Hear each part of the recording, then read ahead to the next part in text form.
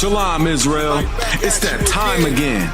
The ISUPK, under Commanding General Yahana, presents the Lord's 57th Annual Passover. That's right, the Lord's 57th Annual Passover, April 4th, 2026, in Houston, Texas. All Black, Hispanics, and Native Americans are commanded to observe the Lord's Passover. This will be the biggest Passover to date. You do not want to miss this. Fresh lamb, fresh wine, and bitter herbs as commanded by the Most High. Only $200 per person, ages 17 and up. The biggest event of the year. There is only one Passover, and it's under Commanding General Yahana. See you there, Israel. Shalom. Nobody else there to compare to. Train for war, men of war, and war like apparel. Prefer our leaders, can't get between us. Watch where you stepping.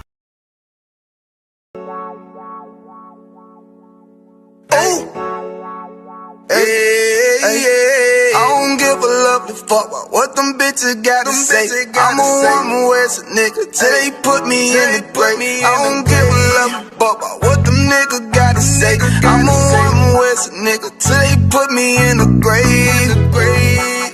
I don't care about what they say. Hey. Fuck with my Akima, fuck with my sisters, then I got a problem, I'm never gonna miss you. I got 100 hanging out the AR, I got a 50 hanging out the pistol. He say it's corner, I'm just being realistic. I be on them corner posted with the realest. If it's the Sabbath, then we going fishing. I'm reeling them in, that's a God-given mission. I'm really on 10, but I'm stamped in the pistol. I get the order, be glad of this mission. Hebrew Academy graduate, nigga, training, go through the baddest conditions. I don't fuck with none but the baddest of bitches. She righteous, submissive, she glad to be with me. Had that thing Putin like that, man, niggas, she know I'm a prophet, she glad to be listening. Disrespect, I ain't having that shit, tell her go make some business from scratch. She bitchin' the different breed of black men. We don't do the back bend. I remember back when I was really trapping, trying to get the racks in, selling dope to black men. But now I'm trying to make it straight, like don't forget about my face. We standing up straight, can't fold us. Too heavy, the world won't hold us. Go get some rank, I told you. Line up in these ranks, we soldier. You can take that to the bank, we focus. Ooh, how many times must we remind you? One body, one rest. One break off, but never take off as a flex. When the law with you ain't no up next, it's just us, nigga, that's that on that. All that weak shit, that ain't no threat. Say you won't beat, bitch, with that ain't no sweat. We with all that. The Lord called a nigga out the world, I responded and called back. Oh Lord, and everything that they stole from us, fuck that shit, we want all that. Them niggas snitching and they act like bitches. That's why we unaffiliated with them. They killing women and they fuck with sisters. That's why we unaffiliated with them. They telling lies, switching up the doctrine. That's why we unaffiliated with them. They ain't gon' ride until they die, so that's why we unaffiliated with them. Come under Commanding General Yahana, we unaffiliated with them. Like they tongue and they say they keep that shit 100, we unaffiliated with them. They telling lies, switching up the doctrine. That's why we unaffiliated with them. They ain't gon' ride until they die, so that's why we unaffiliated with them. That's why we unaffiliated with them. I cannot fuck around with fake niggas. We taking ground when we in your city. You better have the women, have the liquor. Keep that bitch on me, please don't butt the system. Don't be a fool and be another victim. Say you a goon, you just another Christian. How you my brother, you ain't in here with me. In the gutter, deep down in the trenches. We with them niggas locked up in the prison. Black and Hispanic, Native American, Indian. We ain't just talking shit, but we living in it. We be everywhere, you can't miss it. And we be precious hell, take a picture. And we professional with the scriptures. Play, we gon' scratch them, yeah, we some killers. These niggas trippin', they mind blown. Swear business, forgive me if I'm wrong. I don't get it pause when niggas say that they be looking for niggas to slide. The slide that I know about is when I assemble the Glock with the slide. For real, I get the order, you know that it's slaughter. See me and my niggas gon' die. The bigger the better for kingdom of heaven. You niggas get wet up by me cause I'm fed up. I rep UPK. My niggas won't let up. Got choppers, got 9s, AKs, Berettas. You say you don't like me, you say you won't fight with what me and my nigga like, bitch, or whatever. You say you don't like me, you say you won't fight with what me and my nigga like. My nigga like them niggas snitching and they act like bitches. That's why we unaffiliated with them. They killing women and they fuck with sisters. That's why we unaffiliated with them. They telling lies, switching up the doctrine. That's why we unaffiliated with them. They ain't gon' ride until they die, so that's why we unaffiliated with them. Come under Commanding General Yahana, we unaffiliated with them. Like they tongue and they say they keep that shit 100, we unaffiliated with them. They telling lies, switching up the doctrine. That's why we unaffiliated with them. They ain't gon' ride until they die, so that's why we unaffiliated with them. Yeah. See, they always ask us like, why y'all don't fuck with such and such? Why y'all won't come together with such and such? I be like, we unaffiliated with them. on some weirdo shit. And to be honest, that's why we unaffiliated with them. Hey, that's why we unaffiliated with them. Yeah. Oh.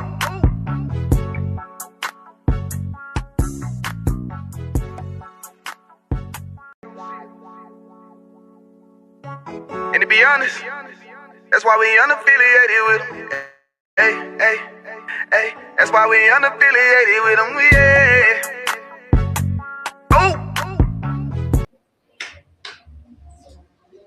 Slap it up.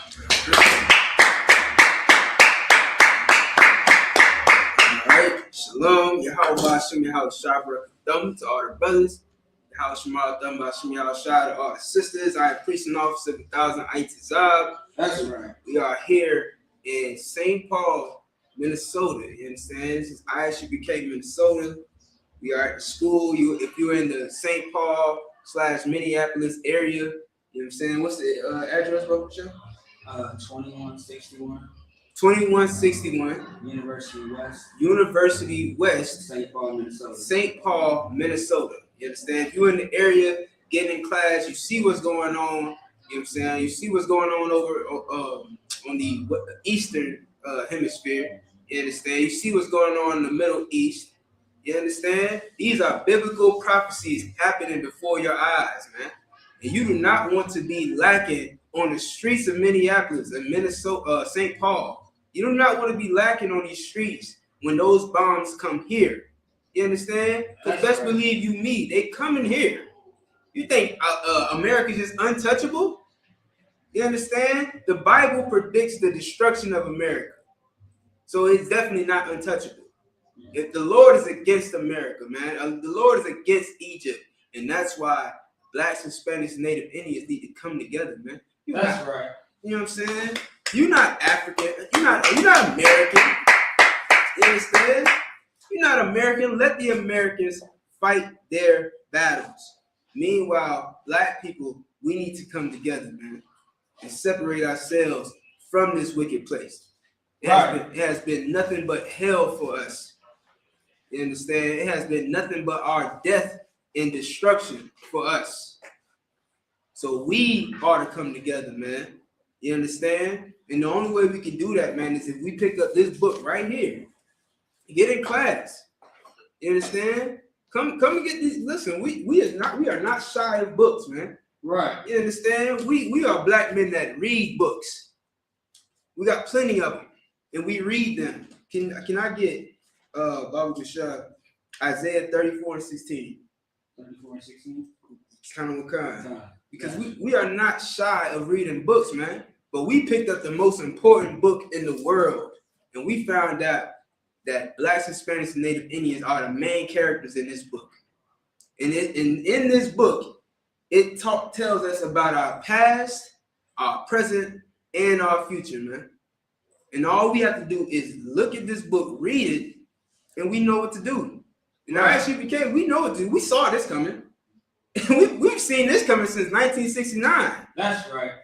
When the white man was sending rocket ships to the air, we knew that the rocket ships was going to come landing here. We knew. You got that, Bubba? Bubba Show? I'll put it on the screen as well. Yes, sir. It's a lot.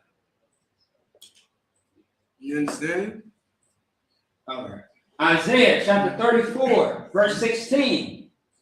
Seek ye out of the book of the Lord. What book is that?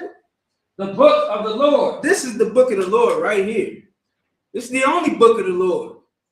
Anything else is wrong. You see what it says on it? King James 1611 edition. This is the book of the Lord. You understand? It's not the NIV, which stands for niggas not included. That is not the book of the Lord. Right. You understand? What else they got? The ESV. That is not the book of the Lord. Right. That's Esau. ESV stands for Esau's version. Right.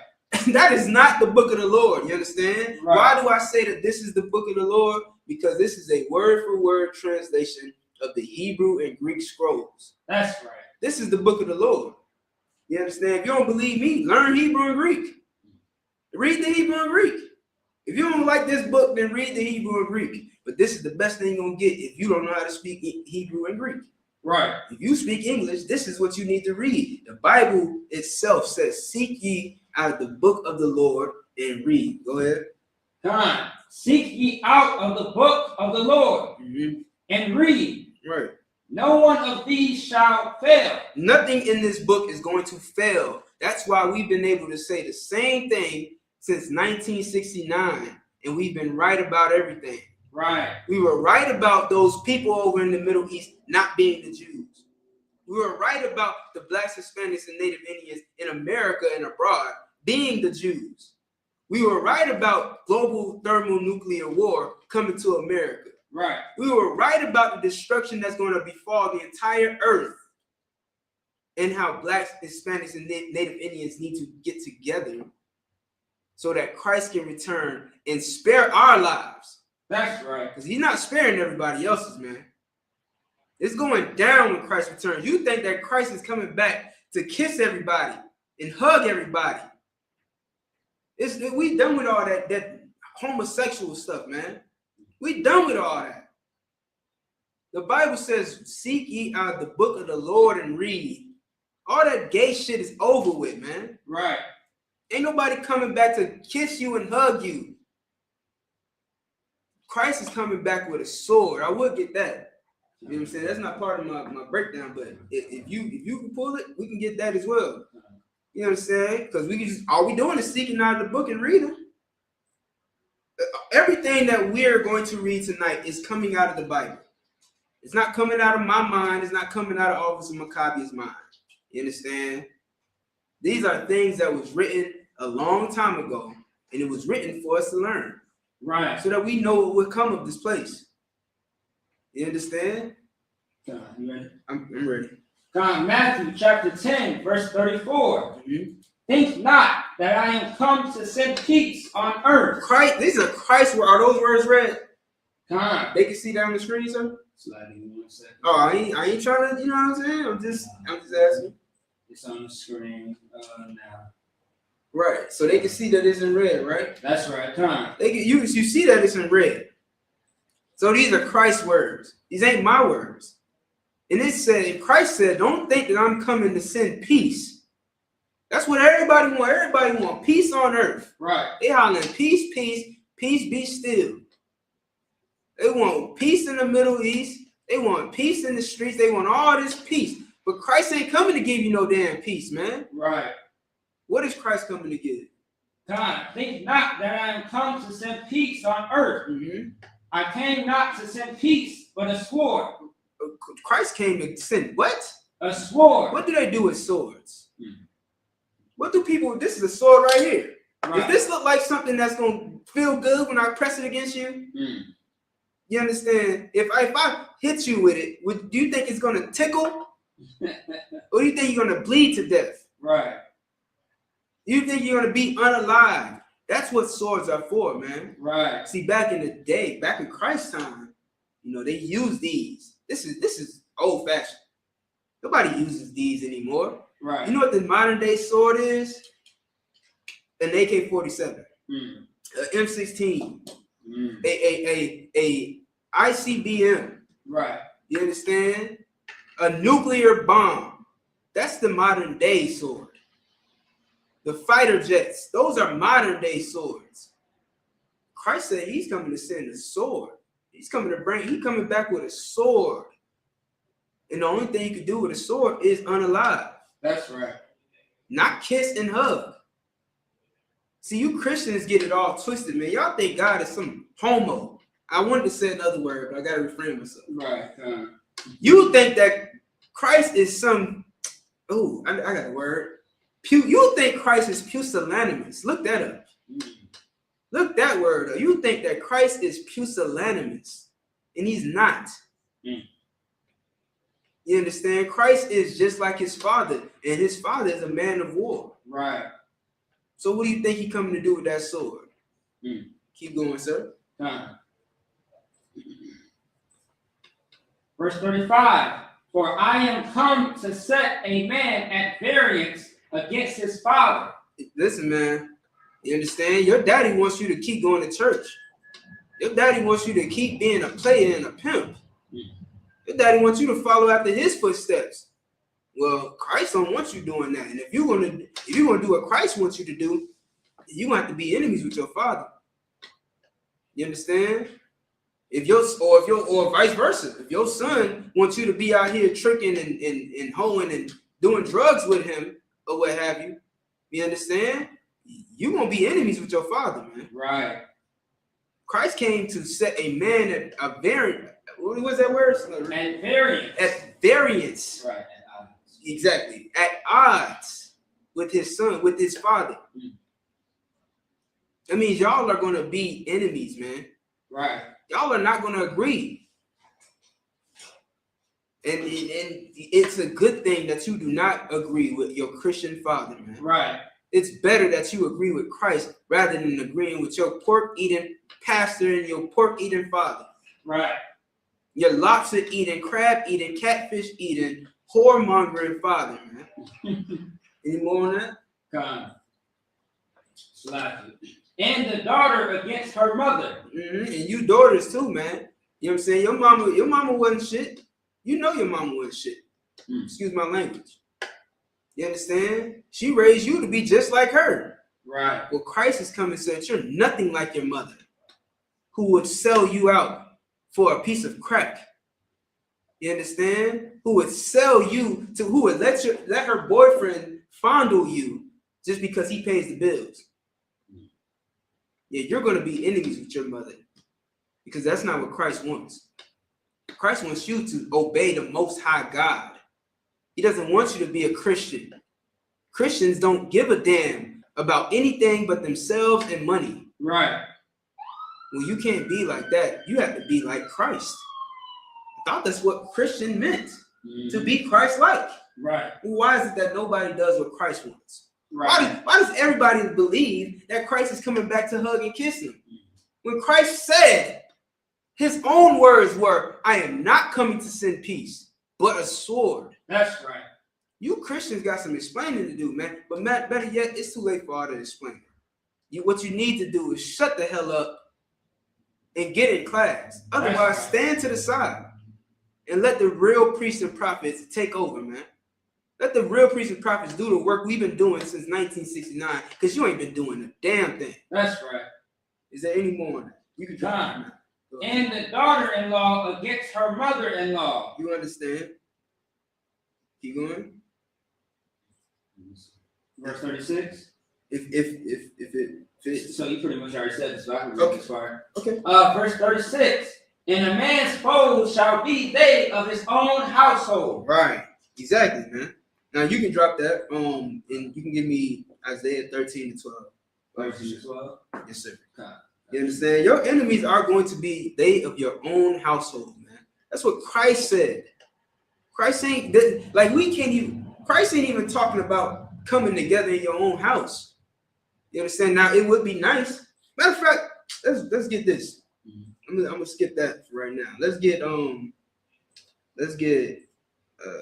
Mark 12 and 46. Let's get Mark 12 and 46. You understand? Because Christ understood this. Christ is way smarter than you. Christ is way smarter than you Christians, man. Christ is way smarter than your Christian pastors. Because he understood this concept. It came out of his mouth. But if he gotta read it, if we gotta pull up a reiteration of what Christ is saying, we will. You said Mark 12 and 46. Come. I think it stops at 44. Mark 12. It might be Matthew. Oh, It says, you know, who's my mother, who's my father. Okay, yeah. Is it Matthew? Yeah, I think so. Yeah, that's definitely Matthew. Yeah, it was 12 and 46 through 50. Okay. Yeah. All right, so yeah, I missed that. No, it's all good. I'm sorry. All right, give me 1 second. You understand? What we showing you tonight, man, is real love. You understand? And here's one thing you won't see the ISUPK do. I've seen a post today where some pastor made a statement saying that he wants to see everybody's W-2s. He wants to see everybody's tax papers, which is supposed to be private. Mm-hmm. Am I right or am I wrong? Mm-hmm. It's not something you share with people. You don't share people your tax, your W-2s. That's between you and your tax person. But the pastor wants you to bring in your W-2s so he can see how much money you're making because he don't feel like you paying him enough. Right. Your pastor is a greedy bastard. And that's the thing, man. He's not trying to teach you the Bible. Mm-hmm. He's not trying to teach you what the salvation of God is. Right. He's not trying to teach you what Christ said. He's going to tell you whatever he needs to tell you so you can keep putting money in his pocket. That's right. And you dumb enough to do it. Mm. Wake the hell up. Right. How long, ye simple ones, shall you love simplicity? That's right. You understand? You got to wake the hell up. You got the scripture, sir? Come on. Right. You got to wake the hell up. Come on. Come on. If I could, just to let everybody know, like, anybody with Salaki. Anytime you want to jump in and say Salaki, I meant to tell you that. God, that's what. No, if I could, everything that the brother is saying is absolutely, correct. And we got we got a heckler, we got somebody in the comments on YouTube, who's going against everything that the brother is teaching. Mm-hmm. The thing is, you want to talk about a false prophet, you want to talk to the pastor in your neighborhood who is taking money out of everyone's pockets and is only keeping it for themselves and not helping the community. That church has been on that block for many, many years, 10s and 20, 30 years, and yet still the community is suffering. All the wisdom and knowledge that the Christian church, your pork chop eating pastor says that he has, or she has not done anything for the community because they have no truth. They don't have the spirit of the Lord. They are filled with demons. And the Christian church is a house of Satan. That's right. And you in the comments right here, you are no different. Because it's one thing to talk about an organization, but have you at least tried the 90 days? Have you at least tried to see what this is really all about? You are just looking online. Right. You're looking at one point of view, but you're not seeing the entirety of what is being done in the UPK. And I tell you what, we are not Christians. We do not steal. We do not rob. We do not violate anybody in any way, shape, or form like your pastors do, like your family members have done to you. And I'll yield at that. Man, Salaki. Give it up. You know what I'm saying? What did he say? So he or she, I think it's a she, Miss Nelly. Said, when is the UPK, a house against itself cannot stand, false prophets, wake up. Man, listen, man, I laugh at your comment. You see Armageddon heating up right now, but you calling us false prophets. Man, listen, man, I laugh at you, man. I laugh at you. And these times, Christ said that y'all will be eating and drinking and giving in marriage in the days that, in the last days, man. It said that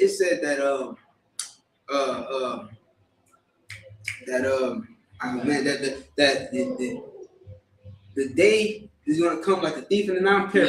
Christ is gonna come as a thief in the night. As a thief in the night, man. Right. And it's crazy that you see it happen, or you should see it happening, and you got the nerve to tell the people who've been telling you this since 1969 that they're false prophets. Come on. Like, it's a joke. It has become a joke to even hear that directed at us, man. Right. It's like a joke. I don't take you seriously. Damn right. You know what I'm saying? To hell with that person. Miss Nelly. It's getting hot in here, Miss Nelly. It's getting hot. You better find a man. You better find a man who can protect you because it's getting hot in here. Right. You understand? Don't take your clothes off. Right. You got the scripture, sir? All right, you got it. You ready? All right. Let's see. Matthew chapter 12, verse 46. While he yet talked to the people, behold, his mother and his brethren stood without, desiring to speak with him. Christ's mother and father came to speak to him while he was teaching class. He's surrounded by brothers and sisters who came to hear his wisdom. You understand? Very similar to, these classes. Brothers and sisters come from all over the place. You know what I'm saying? Very often, brothers come from out of town. Listen, if you believe it or not, I'm from Florida. I came by way of Louisiana. So I've been in multiple different states teaching and attending classes just like Christ was teaching classes. Just like Christ was going to different cities and teaching those classes. You understand? And many people gathered to hear Christ teach. And his mother and his father showed up. And what happened? Now, let's find out if Christ said, "Oh, mama, I love you, mama." You understand? I love you, brother. Let's all, be kumbaya and I don't see you as no different than me. Let's see what Christ said. Then one said unto him, Behold, thy mother and thy brethren stand without, desire to speak with thee. When it says thy mother and thy father stand without, meaning they were outside, right? Just imagine, like, if we're in a building right now, we're in a room right now, and if somebody was at the door, we got Shamar at the door.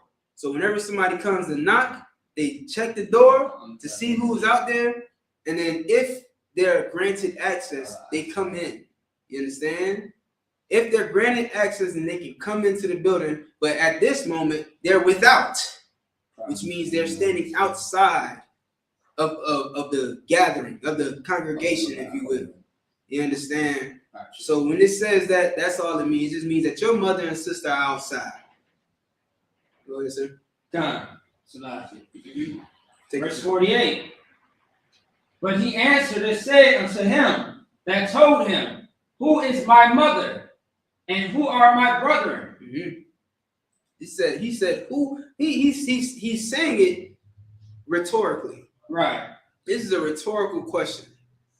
Like, they're telling him that his mother and father are standing outside. And he's like, who is my mother? Who is my father? Now, of course, he's not stupid. He knows who his mother is. He knows who his brother is. But the question is rhetorical. Mm-hmm. Who is his brother and his mother? Go ahead. Verse 49. Mm-hmm. And he stretched forth his hand toward his disciples and said, Behold, my mother and my brethren. He said, Behold, my mother and my brother. He's teaching the class. He's not even talking to his mother and father. He's not even talking to the cat that told him his mother and father was outside. He's teaching. Christ had seasoning, man. Right. You understand? He was very good with his words. You understand? He took that moment when Shamar came and told him, hey, your mom and your brother outside. He took that moment to teach the men and women that was sitting there listening to him speak. And he said, who is my mother and my brother? Behold, my mother and my brother. Read. Come on. Verse 50. For whosoever shall do the will of my Father, which is in heaven, the same is my brother, and sister, right, and mother, right. That's who my mother. You are. This is my brother. Officer Maccabi of 5,000 is my brother. You understand? And we didn't come out of the same womb. You understand? Officer of 5,000 Kudas Zion, that's my brother. We did not come out the same womb. I got thousands of brothers. That's right. And we didn't come out the same womb. Now, my blood brother, he's not here. He's not in this room. He's not in this building. You don't want to hear me talk about the Bible. My mother don't want to hear nothing about no Passover. Exodus. Oh, you gonna teach me about the Exodus, huh?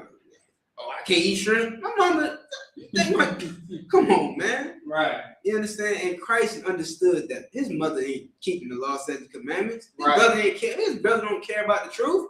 If his brother cared so damn much, why he wasn't one of the 12 disciples? Right. I mean, that's your brother. Mm-hmm. But you don't see him as a 12 disciple. You understand? Which is why we also say that you fake Israelites ain't in the truth, man. Right. You understand? Just like John was not in the truth. And that's a whole nother story. I'm not going to get into it. But y'all, you're not in the truth. you have to be under Christ, man. That's right. You got to do what Christ said to do. The Bible, again, we just read it. Seek ye out of the book of the Lord and read. And according to that book, man, there's one body. There's one spirit, one baptism. You understand? And Christ understood that. So when he taught that to his disciples, he was teaching them that this is who your family is. Right. Your family that lives with you is going to be your enemy. Try going home and telling your mama she can't eat pork, shrimp, crab, and lobster no more because the Bible said don't. Right. You'll be lucky if you still living it by the end of the day. Try telling your mama that you know what I'm saying, your grandmother, that you ain't going to church no more because they let a woman teach and she on her period once a month. She in there unclean as hell. Right. Teaching she teaching the Bible. You understand? Try telling your grandmother that you're going to see how quickly you become the enemy. Because these are my brothers and my sisters. Them that do the work of the will of the Most High. You understand? All right, now you can drop that. Isaiah stuff. Come on, Isaiah 13 to 12, Bible show. All right, I got it. Okay. Isaiah chapter 13, verse 12. I will make a man more precious than fine gold. You understand? This is the times we in right now, man. This is what I'm telling you, black women, Miss Nelly. Listen, you better go and find you a priest. If you single, you know what I'm saying? Now, if you married already, you know what I'm saying? Don't sweat. Hey, man, Lord be with you. You know what I mean? At least you should get in class. Excuse me. You should get in class. Because in here, men are made into fine gold, man. You understand? Of course, that's not literal, but they're invaluable. A real man is invaluable. We're more precious than fine gold.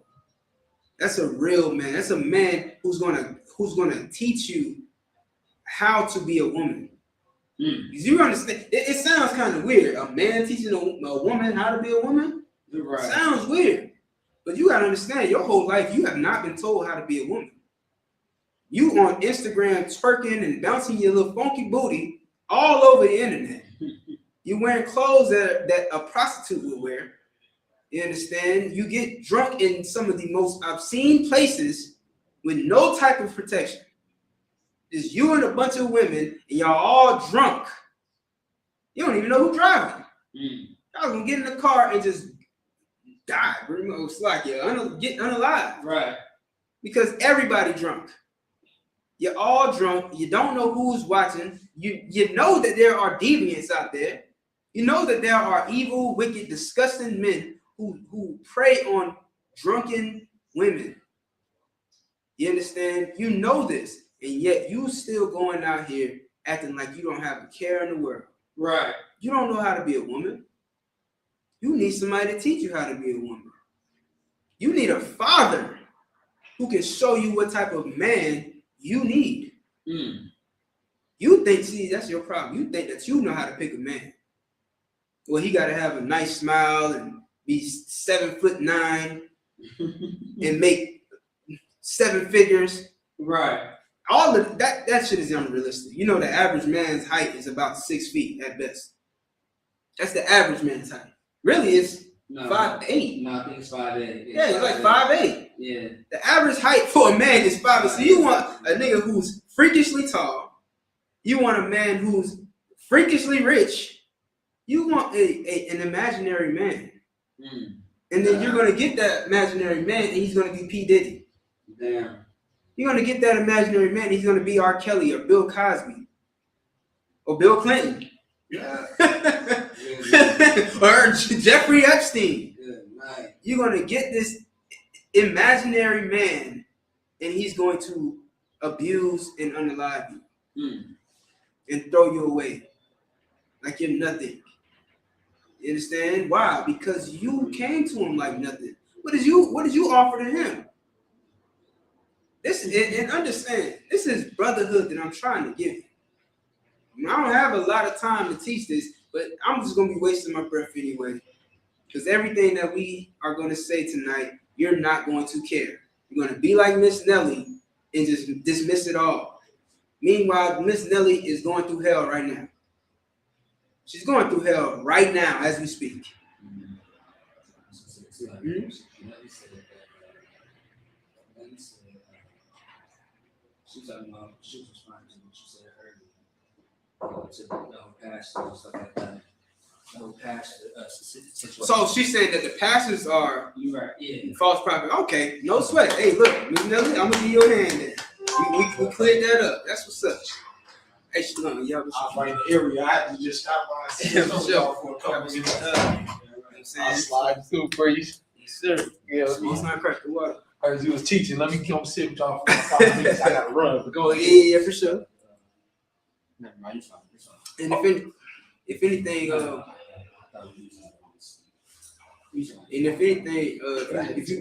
if you got anything you want to jump in and say, you got it. You know what I'm saying? We'll sign Christ. But Nelly, you said that Nelly was talking about the false pastors, right? As far as the whole thing that we saw earlier. Okay, I apologize, Nelly. I ain't mean to go off on you like that. Misunderstanding. You understand? So, but we on the same page now. Yes, those pastors are absolutely false prophets. You understand? What have they done for the past 200-300 years that they've been established? The Christian pastors haven't taught us anything about the Bible. What do you? There's one thing that we always say at the church, right? They always ask us, you know, what did you learn today in church? I mean, y'all say, Jesus loved me. Well, I don't know. You gotta think of something to tell them because you don't even know what the hell you learned today because you ain't learned nothing. You learned the same thing you learned last week. Jesus loves me. Yes, I know because the Bible tells me so. Well, you know, Jesus don't love everybody, man. Jesus don't love everybody. He don't love everybody the same, that's for sure. This is why he said his disciples are his brother and his mother. That's right. Brother. You understand? He didn't say, oh, let them in. I love them. Right. Let them get precedence over all of these brothers and sisters who give a damn about the Most High. Come on now. You understand? God, Christ has a preference. He don't love everybody the same, man. Right. But they'll tell you that in the Christian church. They'll tell you Jesus loves me. Yes, I know, because the Bible tells me so. I don't goddamn say that. Half the quotes that they tell you in the church ain't in the Bible. Right. You understand? The Bible don't say nothing about. Officer McCarthy was talking about this earlier. Now, of course, there are verses that allude to the point, but that quote where it says, what did it say? What was it? Come as you are. Yeah, come as you are. That's not in the Bible. The Bible don't say come as you are. There are points that allude to that point. They don't say that. What else? They say only God can judge me. Right. That ain't no God. That ain't nowhere in the Bible. God knows my heart. God knows my heart. That ain't nowhere in the damn Bible, man. Right. So what are they teaching you in the Christian church? God don't love everybody, neither did Christ. You understand? Right. We can get is it more on that? Isaiah 13? Come on. So like it's Isaiah chapter 13, verse 12. I will make a man more precious than fine gold, even a man than the golden wedge of Ophir. Right. Now you can drop that now. So let's get Exodus chapter 2, verse 11. You understand? Now, what I'm about to go into, man, is a little history about slavery, man. A little history about the Israelites past slavery in Egypt. You understand? There was a man named Moses who led his people out of that captivity with the power of the Most High. You understand? And the reason why we're going to go into this story is because you're seeing the Exodus happening right now. That's right. Make no mistake about it. Right now, we're going through an Exodus, but here's the thing. This Exodus is a little bit different than the previous. That's right. Because the previous, the slaves knew who they were. This is a little different because we don't even know that we the chosen people of God, man. We don't know who the hell we are. We don't know that we are going to get saved out of this. Right. You understand? We don't know that the people that enslaved us are the devil that the Bible speaks of. And they took our identity and hid in damn Israel, and that's why ain't no goddamn peace in the Middle East. Right. How can there be peace in the Middle East when you stole God's people's identity, man? You got that, sir? Exodus chapter 2, verse 11. And it came to pass in those days, when Moses was grown, that he went out unto his brethren. Hold on. His who? And went out unto his brethren. His who? His brethren. Moses.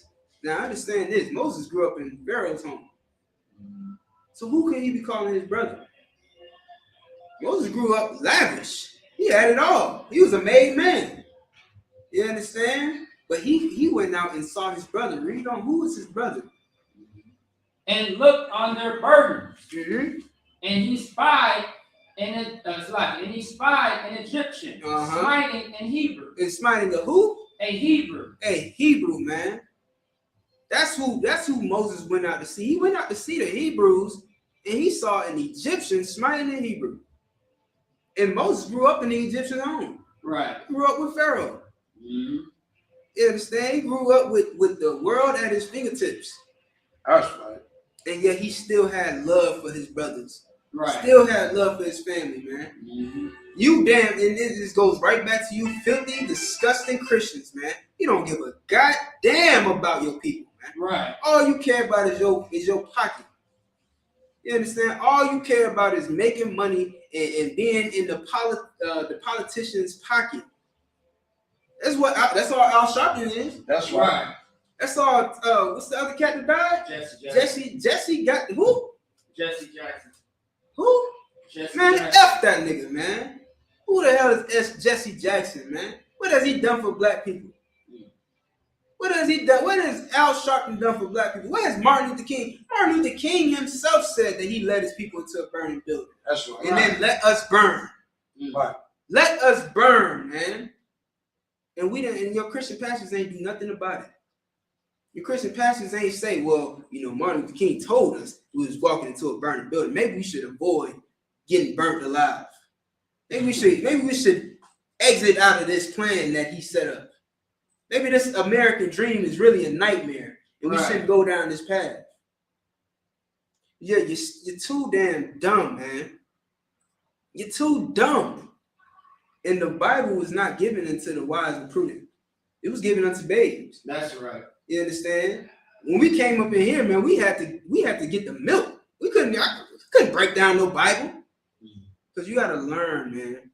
And in order to teach, you have to learn again. Right. You get what I'm saying? And all I'm saying is, go ahead. Like Hebrews 5:12, you gotta be taught. Right. If you want to be a teacher, you gotta be taught first. You know what I'm saying? You know what I mean? Paraphrasing, of course. Right. All we saying is what's in the Bible. These are things that the Christian pastors should have been teaching you. Because now we in the fourth quarter. Right. You understand? The game is almost up. We losing. Not really. I don't want to say we losing. I'll say this. We in the fourth quarter and we didn't even know who was playing. We didn't even know the game was on. You understand? And now here we are playing catch up because our Christian pastors failed us. Right. But whole time ISBK had the game plan. That's right. That's right. Whole time the men of the Lord was right here telling you in these streets. And you walk by calling us crazy. You walk by calling us a conspiracy theorist. Power Rangers. Oh man, cult leaders and all type of obscene things, man. And now you're finding out today that we were right all along. That's right. Damn right. So Moses went out and he cared about his people enough to go and see what they was up to. Read on. So I can read from the top again. Oh, that's fine, sir. Exodus chapter 2, verse 11. And it came to pass in those days when Moses was grown that he went out unto his brethren and looked on their burdens. And he spied an Egyptian smiting an Hebrew, one of his brethren. One of his what? His brethren. He saw an Egyptian smiting one of his brothers. Moses had brotherhood. That's right. Keep going. Verse 12. And he looked this way and that way. He said he went. And then what? And when he saw that there was no man, he slew the Egyptian. What? He slew the Egyptian. He took something like what Christ said he was coming back with, and he unalived that Egyptian, man. Right. He took that Egyptian's life for touching his brother, man. That's right. That give Moses an end, man. Now, that being said, I'm not encouraging any of y'all to go out there taking anybody's life. Right. You understand? I'm not condoning nor promoting any violence. However, you want to see what brotherhood looks like? Brotherhood looks like that, man. Brotherhood looks like caring so much about your people that you will do something. You don't know what you'll do. You understand? Believe you me, if I could. Believe you me, I would die and kill for my brother. That's right. You understand? Go ahead. So like you just said, like you lay your life down. And that's where we going. That's where the love is. You know what I mean? If you love your brother so much, I mean, without a thought, without a doubt, you do whatever it is to protect that brother or that sister. You know what I mean? And that's the only way you can get that type of spirit is in UPK. That's right. I couldn't find it anywhere else outside of these walls. You know what I mean? And we stand on that. We stand on brotherhood. That's Everybody may stand on, business concerning the street code, the military code and X, Y, and Z. But I mean, when it's all said and done, do you have love for one another, or are you just going to, be every man for themselves? Right. You know what I mean? Like, we don't have that mindset. You know what I mean? I tell brothers all the time, if I got it, you got it. Mm-hmm. You know what I mean? I don't give a damn what situation we are in. If I got it, you got it. And that's how it always is. I'll take everything away from me just to give to you so you have it. Right. I could be without for a time. I'll be all right. And that's what we learned since 1969. That's right. And I'll leave it at that. That comes down to your tithes and offerings too. A lot of people don't think about that when it comes to tithes. Mm-hmm. You just keep accumulating things and more things and more things into themselves, and expanding their money, expending their money to the point where they can't even pay tithes, Right. so that they can have all the things in the world.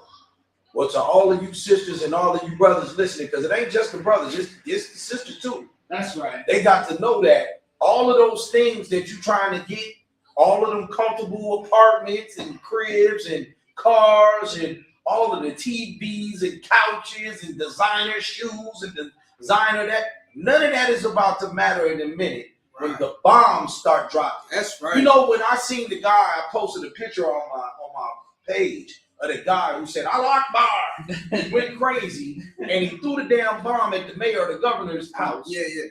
Missed, the damn thing didn't even go off. But the only thing that I could think about when everybody was standing there, right? First of all, they didn't even have enough sense to run. Right.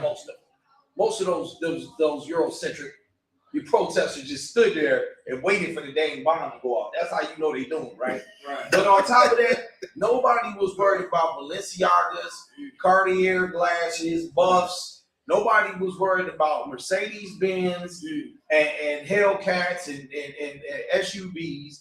Nobody was worried about any of that stuff when they noticed that it was a bomb that was thrown and that they was in danger. Nobody was talking about buying the next 75-inch, 85-inch television set.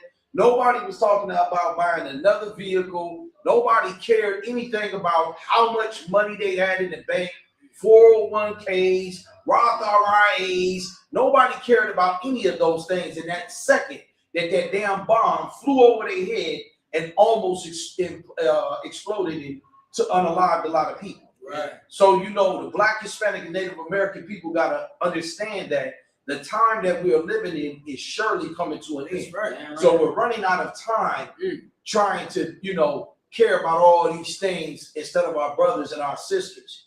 And these women got to learn how to love their sisters too in this school. And you're going to have to learn how to love your husband's wife. Right. Y'all ain't going to be able to just hate each other forever. We're going to have to all be together in one or a few places in the near future. Right. We only going to be in a few different places. We're not going to be everywhere, scattered all over the place. That is not what is happening.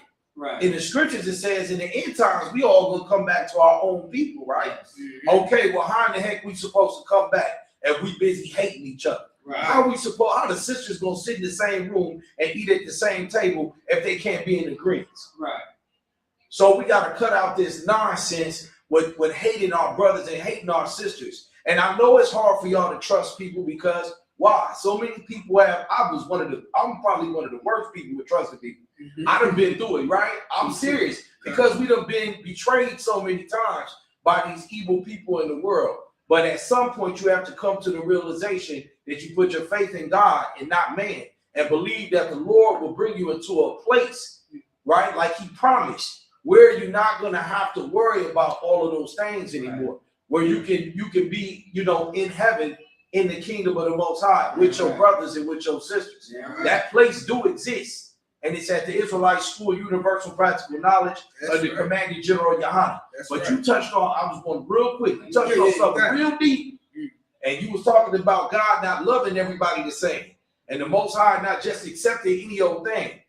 I want to say this to all of you disgusting Negro and you evil sisters that don't want to switch up your ways. Don't think that you just coming in here with any old type of matter of demon and finna sit up amongst my brothers and my sisters. That's right. You can't come in here and sit around my brothers and sisters in their face full of demons. That's right. You can't go home and be out of order to your husband and then come in here on Passovers, Purims, and the blowing of the trumpets and pretend like you love everybody in the room. Right. But at home, you are a dragon and a monster to your husband. That's right. That's not acceptable. Right. You understand? That's right. You can't go in there and tell him you're going to do whatever you want to do all year and then pop up at the Passover and play Sarah or Rachel. Right. You understand what I'm saying? Right. We ain't going to do that. Right. Y'all sisters got to get y'all act right out there, and y'all brothers make sure that y'all spirit is intact, because you want to be found blemishless in the times when people are going to try to assassinate your character. Right. And I'm not speaking just out of the biblical sense. I'm speaking from my own experience as well. Right. You know, and I pray that every man under me or after me is better than me. You know what I mean? Because we have to be. Right. So again, man, you know, what you brought out, brother, was amazing, man. Go ahead and keep lighting them up. I got to get up out there. I got to run. I had to stop in. You see, I was just in the area. I had to come up in here. Right. What is y'all doing if y'all in the ISUPK, Minnesota, man? Right. What is y'all doing? Y'all see these videos, man. Y'all hear these classes. These brothers is dropping jewels up in here. Right. What is y'all doing if y'all ain't up in here, man? Y'all scared to come up here? Don't tell me that y'all ain't scared to sell weed and fentanyl and illegal guns. Y'all ain't scared to do that, but y'all scared to come in here? Come on, man. These brothers got love for you, man. They got the truth for you, man. Come and join ISUPK Minnesota. Shalom. That's right. Clap it up. I'm going to get up out of here, man. I love y'all brothers, man. Shalom, Lord Christ. Shalom, Lord Christ. Good to see you all. I'm gone. Y'all go ahead. Oh, Salaki. I got you. Don't even worry about it, bro. I got you. Y'all keep blazing, man. Yeah, for sure, man. Give it up. I got it. Yeah, no sweat. Be safe out there. Right. You understand? Yeah, man. What the brother said was heavy too, man. Yeah, right. You turn being an Israelite into cosplay.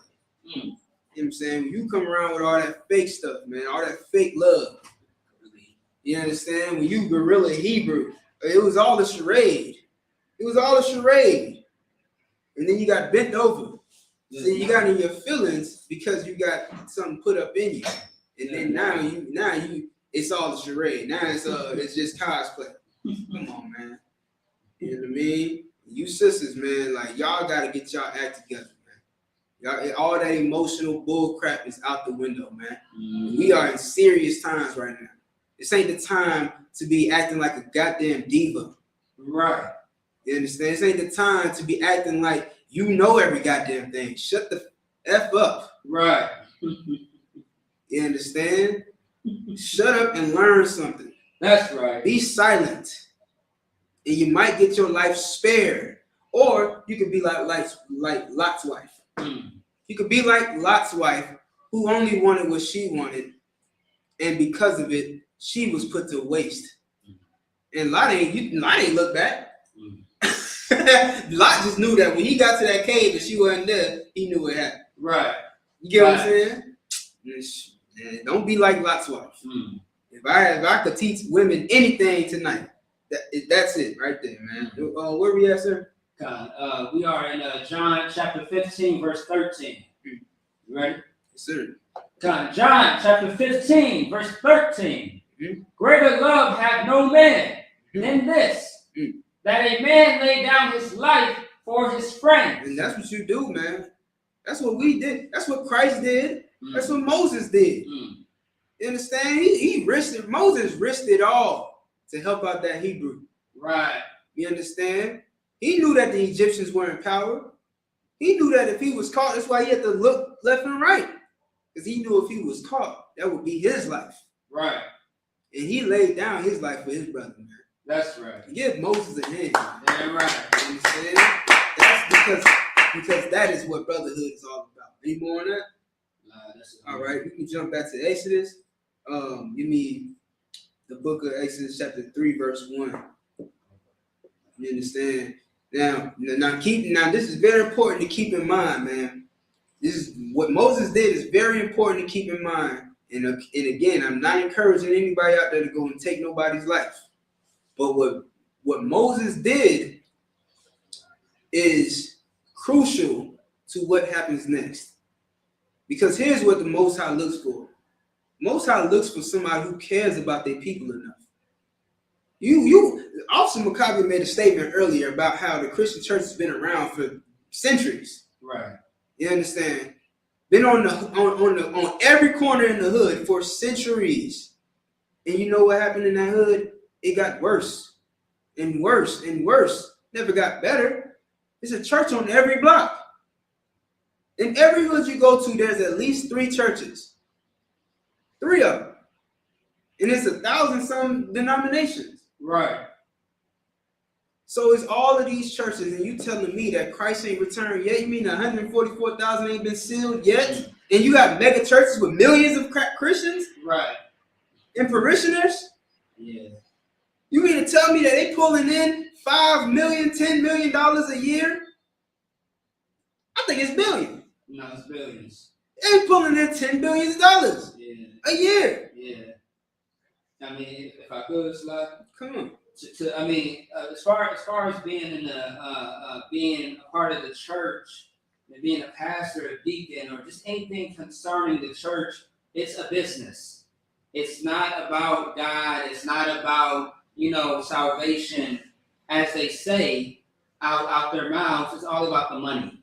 It's all about the Benjamins. It's all about the greed and the lust and just pleasing themselves. That's all Christianity is. It's a religion that has nothing to do with serving God, but serving themselves. They are God. They serve themselves. And how do we know? Because the people are never helped. The people are never satisfied. Like when people come to the ISUPK with their issues and problems, we work out ways for solutions, not for them to continue to come back empty-handed. Right. We like to give our people a solution because we don't. First things first, we don't have a lot of time. Right. I like to tell people there is no time. Right. This could be your last moment, your last day. You don't know it, but it could be. So make the best of every day that you realize that you are alive, that you have woken up. You should make it the best. I mean, like everything should be intentional in your everyday life. Is what I'm trying to say. That's right. But the Christian church, they give you a license of sin, which is not the solution. It's very much the problem. That's why you have not gone far in life. That's why you and your family have not grown, but have died off. The thing that does not grow, it does die. That's right. And because of that, that is the Christian church. That's right. So the ISUPK is always going to be here when your Christian pastor lies to you, when they fail you, rob you, and when they violate you in every way possible. I pray you understand. That's right, man. I undershot that number like crazy. I'm sure it's more. I'm gonna read it right now. This is the where is the source? David Joanne's? I'm not sure, but whatever source this is, it says U.S. Christian churches receive over $100 billion to $124 billion in annual donations, with total economic impact estimates ranging from 1.2 trillion to $4.8 trillion.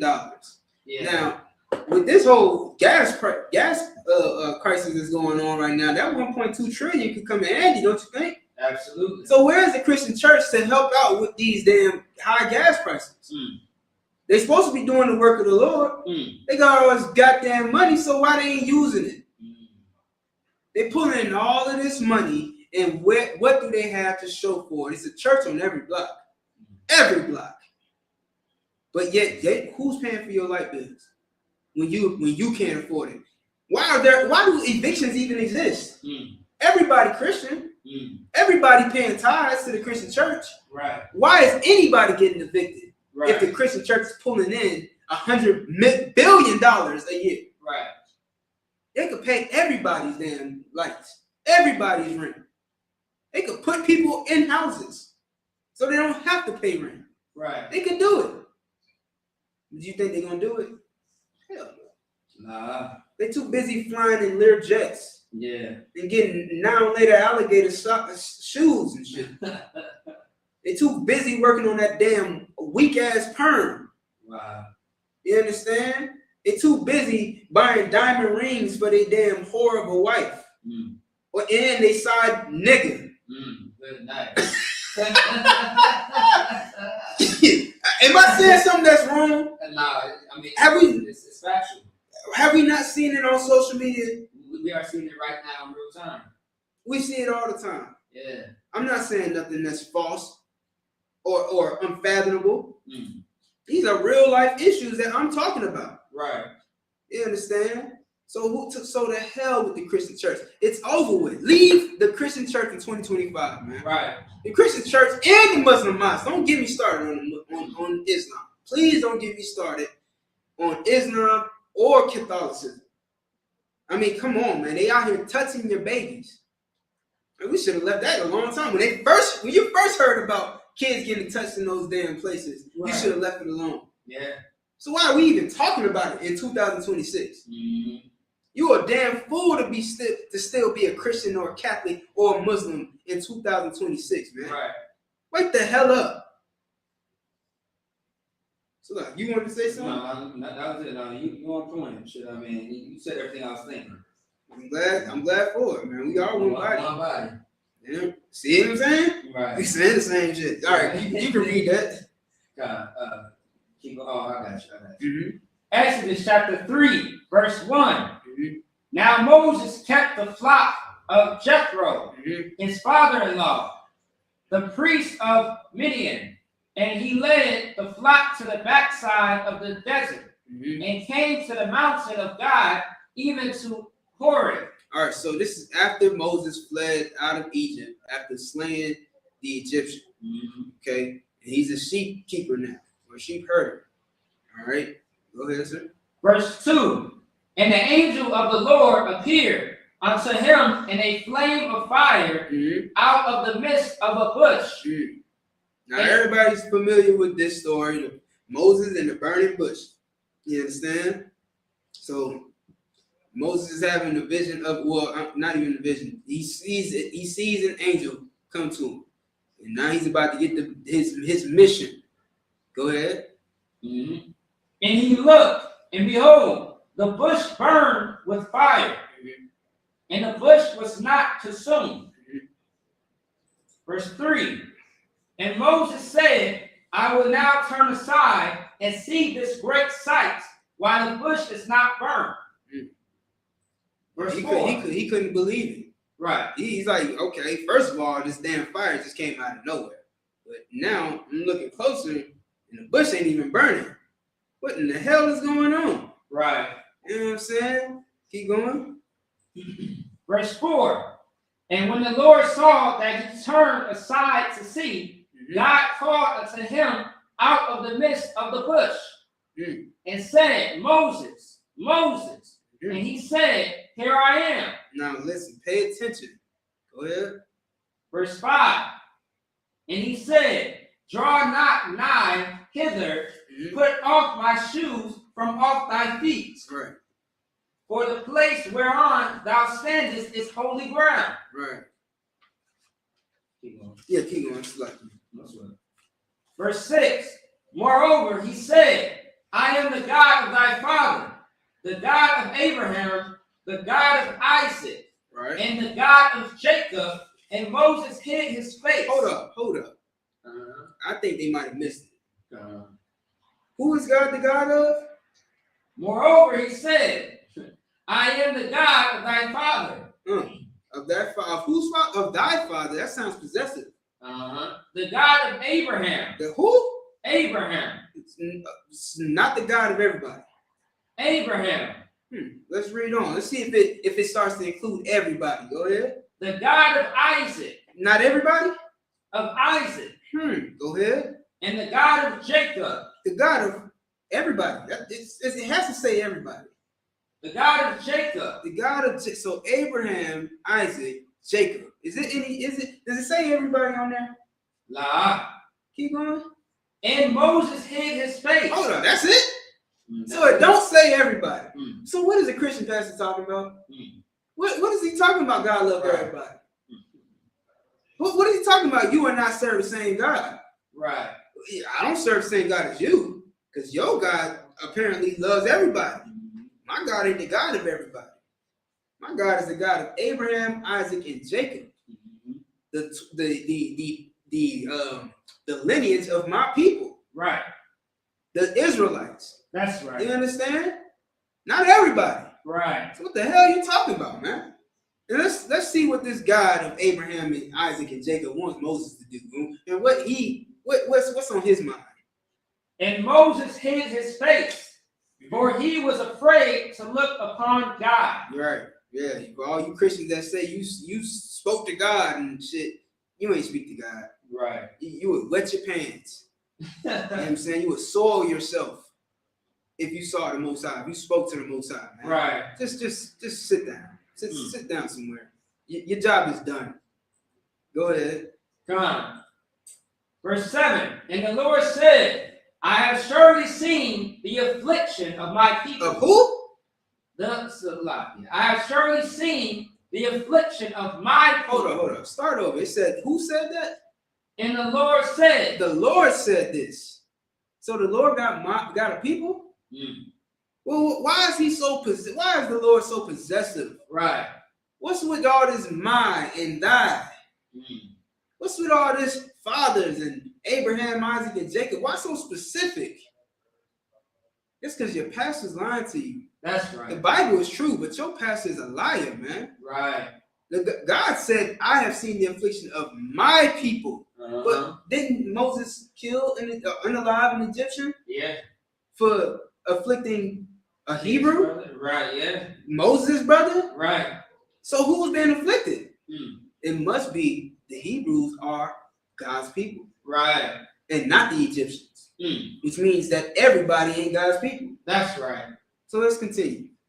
And the Lord said, I have surely seen the affliction of my people, which are in Egypt. That are in Egypt, they just not the Egyptians. Because the Egyptians wasn't being afflicted. Keep going. And have heard their cry by reason of their taskmasters, for I know their sorrow. I mean, are we reading English or are we not? Right. The taskmasters are the Egyptians. Right. So who is God's people? The Hebrews, man. That's right. I mean, we can close the book at this point. You know what I'm saying? We can close the Bible because we know it. Come on, man. Why are you still going to church? Why do you even claim to be a Christian? You're embarrassing yourself. God doesn't love everybody. Right. And what's going on in the Middle East is the proof of that. It doesn't take a rocket scientist to know this. You understand? What's going on in the Middle East is the proof that God does not love everybody. That's right. But he does love you, black man, Hispanic man, Native Indian man, woman, and child. He loves you just like he loved Moses because he saw the affliction of his people. That's and right now, God sees the affliction of his people, and he hears the cry of his people. We cry out every day. We turn and face the east. We cry out every day and pray to the Most High that he save our people from this destruction, right? From this captivity. Damn just right. like he did in Egypt, man.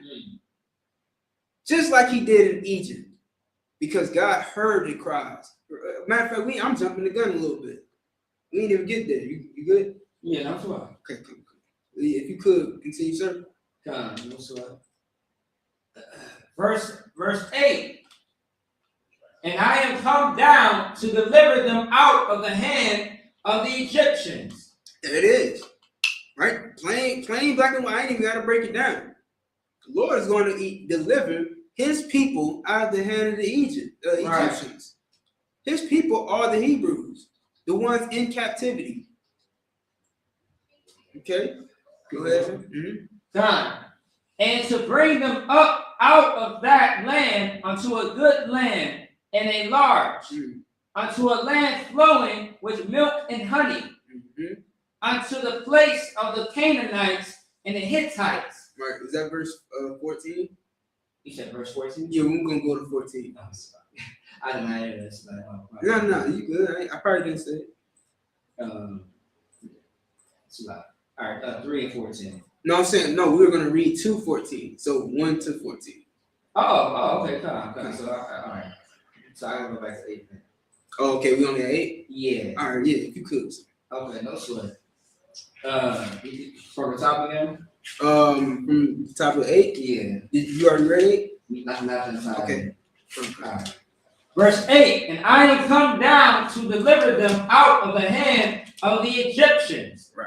And to bring them up out of that land unto a good land and a large, unto a land flowing with milk and honey, unto the place of the Canaanites, and the Hittites, and the Amorites, and the Perizzites, and the Hivites, and the Jebusites. Right. And he's gonna bring us out of Egypt and give us our own land. Matter of fact, we're gonna take our land from these people.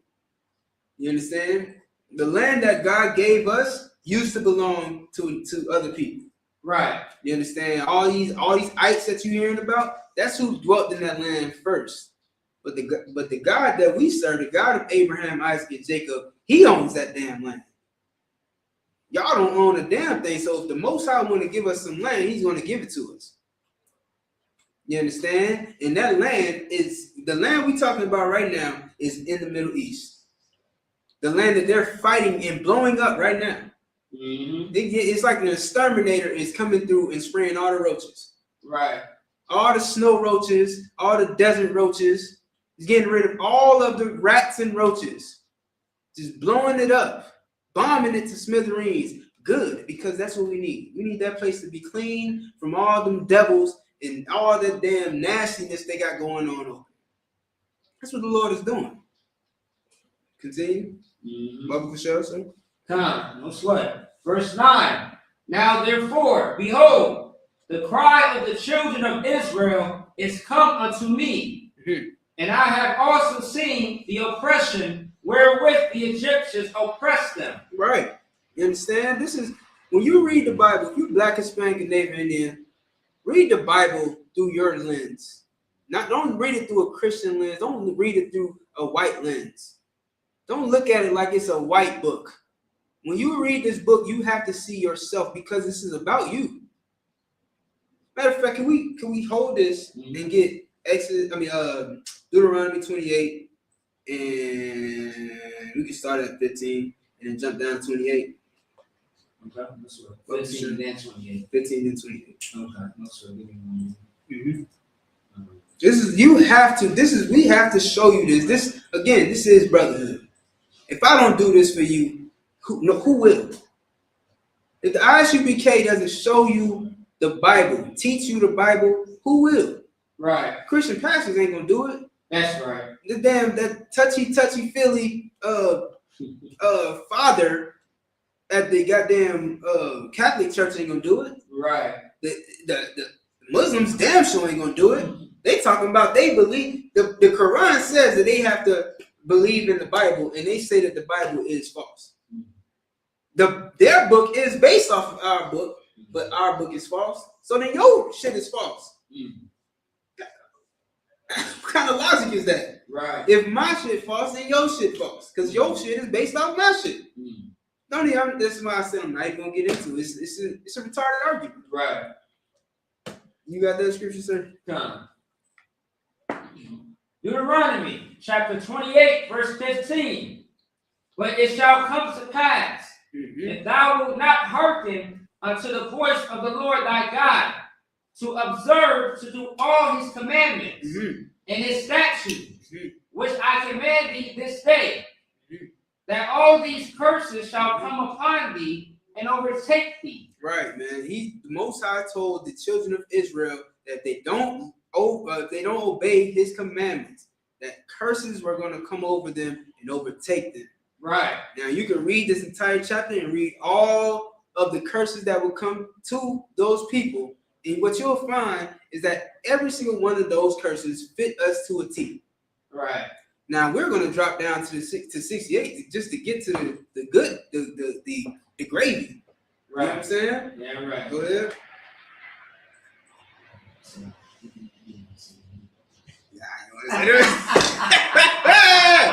Hey man, I'm about to chill. It's a lot. You call me. All right, here we go. Deuteronomy chapter 28, verse 68. And the Lord shall bring thee into Egypt again. Now, these are one of the curses, man. Now, we reading about Exodus. We reading about, Moses and how we got out of Egypt the first time. Now, this is saying that the Lord is going to send you into Egypt again. And how is he going to send us into Egypt? With ships. With what? With ships. Egypt is synonymous with slavery. So it doesn't mean that we're going to go back overseas to Egypt. It just means that we're going to go into captivity with boats. Think about it. When we went back into slavery, we were already in Africa. We were on the west coast of Africa, many of us. And we could have just went back, but they could have just took us back over to Egypt. Right. We're on the landmass. So they could have just, we could have been on carriage or camelback or something, you know what I mean? To get to Egypt. But we went into Egypt on ships because that new Egypt is America. That's right. And this is where we are serving out our slavery. Right. This is where we're serving out that captivity. So when the Lord promised that if we didn't listen to him and obey him, that we would go on ships into captivity again, that is what happened. And that's what we are today. You can keep reading though. Man, right. By the way whereof I spake unto thee, thou shalt see it no more. And where we were when we first heard about this, we weren't going back there. You understand? We heard all of this when we was in Egypt. Right. You understand? Moses gave us the commandments right outside of Egypt. You understand? That's right. So we ain't gonna go back to that place, but we will be in a captivity somewhere else. And we gotta take a boat to get there. Right. Keep going. Come. Thou shalt see it no more again. And there ye shall be sold unto your enemies for bondmen and bondwomen. Now who was black people sold to as slaves? The Bible calls them our enemies. Right. So who were we sold to? We weren't sold to our friends. We weren't sold to our neighbors. We weren't sold to our fellow Christians. Right. We were sold to our enemies. Right. And now you believe in an enemy's religion. You bought an enemy's religion. They fed it to you and you ate it. Good night. That's You understand? You are in possession of your enemies, man. You are on enemy territory. You are a prisoner of war, and you think that you should be fighting some army? You should, right. You know what I'm saying? You telling me that you're gonna go get shipped back overseas to die for another country that enslaved you? Are you a damn fool? Right. You gotta be a fool, man. Yeah. The Bible says that we were sold into our enemies. This ain't happening to nobody else. The Jewish man can't even tell you that this happened to anybody else. Right. He's not gonna sit here and say that he fit that prophecy because he know he ain't going into slavery on no boat. Right. At best, he went somewhere on a train. He took a train ride to get put in an oven. that ain't this. If that was this, then it would have said that clearly. Right. I will put you on trains to get fried in the oven if you don't listen to me. That didn't happen to them. They didn't go on no boat into captivity. We did. So this can only fit us. Right. And that's not, listen, man, we can go on for days. I don't have a lot of time. We could go on for days. You need to get in class. I should see your butt in one of these chairs. Right. You understand? Because I know you got questions. You had a lifetime of being fed lies. So I know you need some of them lies cleared up, man. Because what you've been taught in the Christian church ain't in the Bible. Is there any more on that?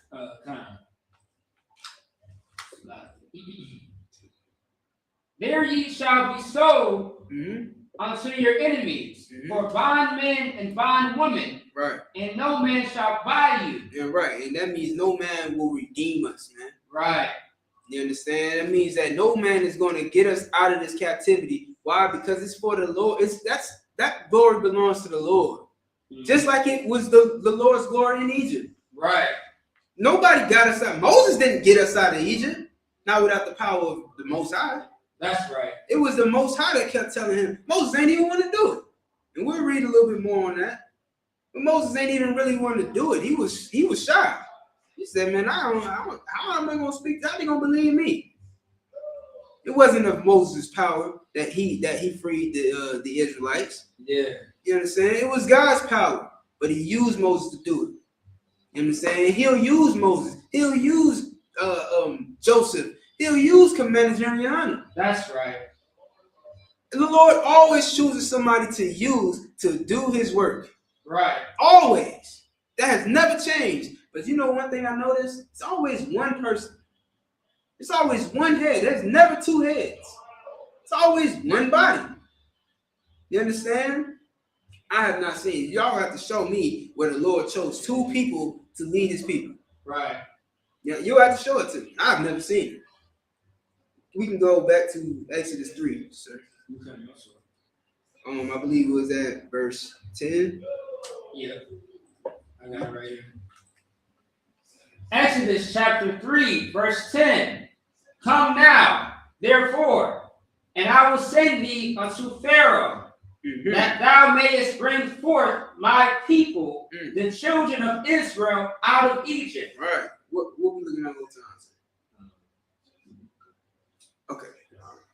You understand? This is what the Most High said to Moses, that he was going to free his people out of Egypt. Right. Keep going. God, verse 11. And Moses said unto God, who am I, that I should go unto Pharaoh, and that I should bring forth the children of Israel out of Egypt? All right. We can drop that. Let me get Ezekiel 3:16. I'm going to do about 3 more scriptures. Probably 4. But I'm going to try to run through them. No, so Ezekiel what? It's 3 and 16. I'm going to get Ezekiel 3 and 16. 1 Peter 5 and 8. I'm going to give Revelation 12 and 12.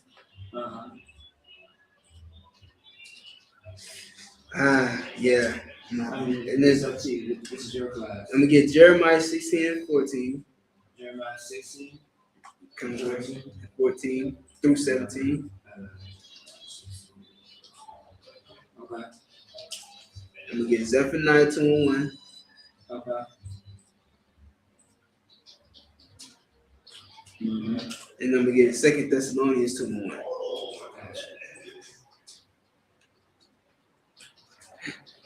All right. So we're going to start with Ezekiel. Ezekiel. All right. Wait, the water too, sir. In the bar. This is Ezekiel chapter 3, verse 16. And it came to pass at the end of 7 days that the word of the Lord came unto me, saying, verse 17, Son of man, I have made thee a watchman unto the house of Israel. Therefore, hear the word at my mouth. Right. Jeremiah is having a vision. And Ezekiel's having a vision. So like, you understand? And the Most High is telling him he has been made a watchman. You understand? And when you step up and do this work, man, you become a watchman for your people. Moses was a watchman for his people. That's why he did what he did to the Egyptians. Because he cared about his people. So the Most High said, I have made you a watchman. Read on. So like, therefore, hear the word at my mouth, and give them warning from me. Verse 18. When I say unto the wicked, thou shalt surely die, and thou givest him not warning, nor speaketh to warn the wicked from his wicked way, to save his life, the same wicked man shall die in his iniquity. Listen, man, this is your warning. Right. This is Blacks, Hispanic, and Native Indians warning, man. We've been warning you since 1969. We've done our job. You understand? We've been great watchmen. And give the ISUPK a hand. Right. You understand? We've been great watchmen. Now the job ain't over. Right. It's not over. You understand? There's still a lot of people that need to be warned. But we've been doing a great job, man. That's right. You understand? Because the Lord requires that we warn the wicked. Because you're going to die in thermonuclear war. If that don't get you, then the pork will. And if that don't get you, then the drugs will. And if that don't get you, then the whores will. And if that don't get you, then 9 shots in your back will. From a crooked cop. Right. You understand? We tried to warn you. We still warning you. It's not too late. As long as you got breath in your lungs, it is not too late, man. That's right. Don't wait until it's too late. Keep going, sir. Done. But his blood will I require at thine hand. See, because if we don't warn you, then it's on us. That's how so we have a heavy burden. We have to warn you. Right. I know y'all get tired of seeing those goddamn fringes swinging everywhere on downtown in your city. I know you hate the smell of frankincense. You hate that 4th dimension blue cologne that Captain Zariak got on. Yeah. I know you hate it, but we wouldn't be doing our job if we didn't go out there, man. Right. The blood would be on our hands if we didn't go out there, man. And by all means, we're going to do our job. That's right. You understand? Keep going. Verse 19. Yet if thou warn the wicked, and he turn not from his wickedness. Now, we done gave you the warning. So if you don't take our warning, if you don't heed our warning, if you don't heed the Most High's warning, ultimately, then what? It's like, yet if thou warn the wicked, and he turn not from his wickedness, nor from his wicked way. Yeah, if you keep on eating that pork, shrimp, crab, and lobster, you keep getting high, you keep sleeping with whores and prostitutes, then what? He shall die in his iniquity, but thou hast delivered thy soul. My hands are clean, man. I did my job. You said, I don't want you to die, brother. I don't want you to die, sister. Y'all keep sleeping with them homosexuals, you're gonna end up dead. You know it's a new disease for y'all every other month. You got the monkey pox and the booty pox and all type of stuff going on. You try to cure AIDS, and then that backfired. Now you got some more stuff you need to worry about. You seen what happened with COVID. The Lord is warning you, man. But if you don't heed the warning, man, you're going to die in your iniquity, and the blood is not going to be on our hands. Right. Keep going. He shall die in his iniquity, but thou hast delivered thy soul. Do you more on that? Let's go to the next one. Verse 20. Verse what? 20. No, that's too wild. Give me the next one. 1 Peter 5 and 8. 1 Peter, okay.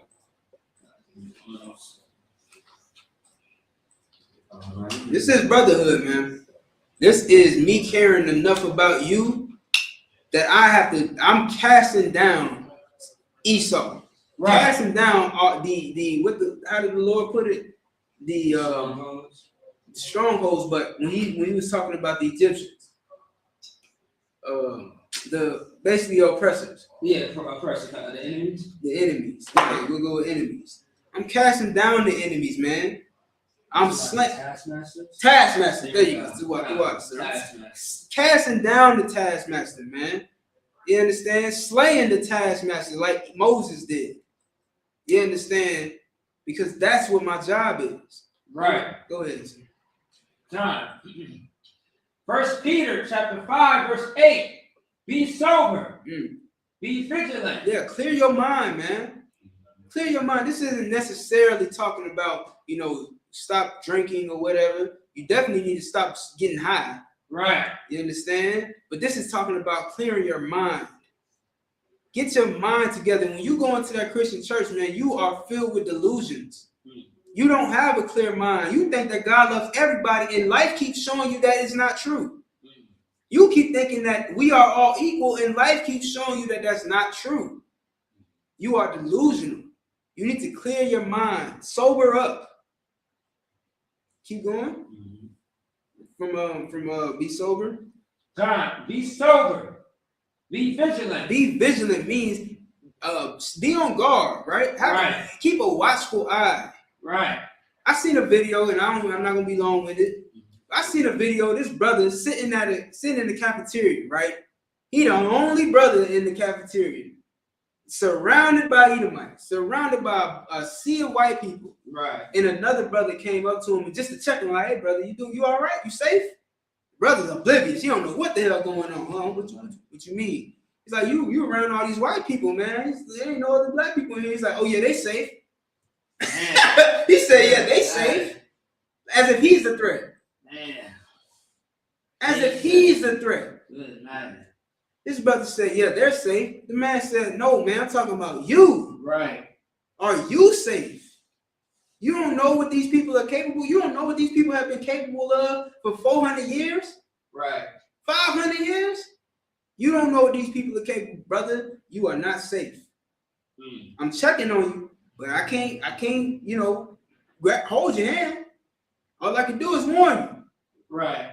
And if the wicked don't hear my warning, man, it's what it is. You understand? But that's the life we in right now. We're delusional, man. We don't even know our enemy. We surround ourselves by an enemy. And then when we get unalived by the enemy, I can't believe this would happen. 400, 500 years ain't teach you that this would happen? Right. Continue, sir. Good man. If I could, Salaki. Oh no, never mind. No, never mind. I see it. Okay. No sweat. Salaki. 1 Peter chapter 5, verse 8.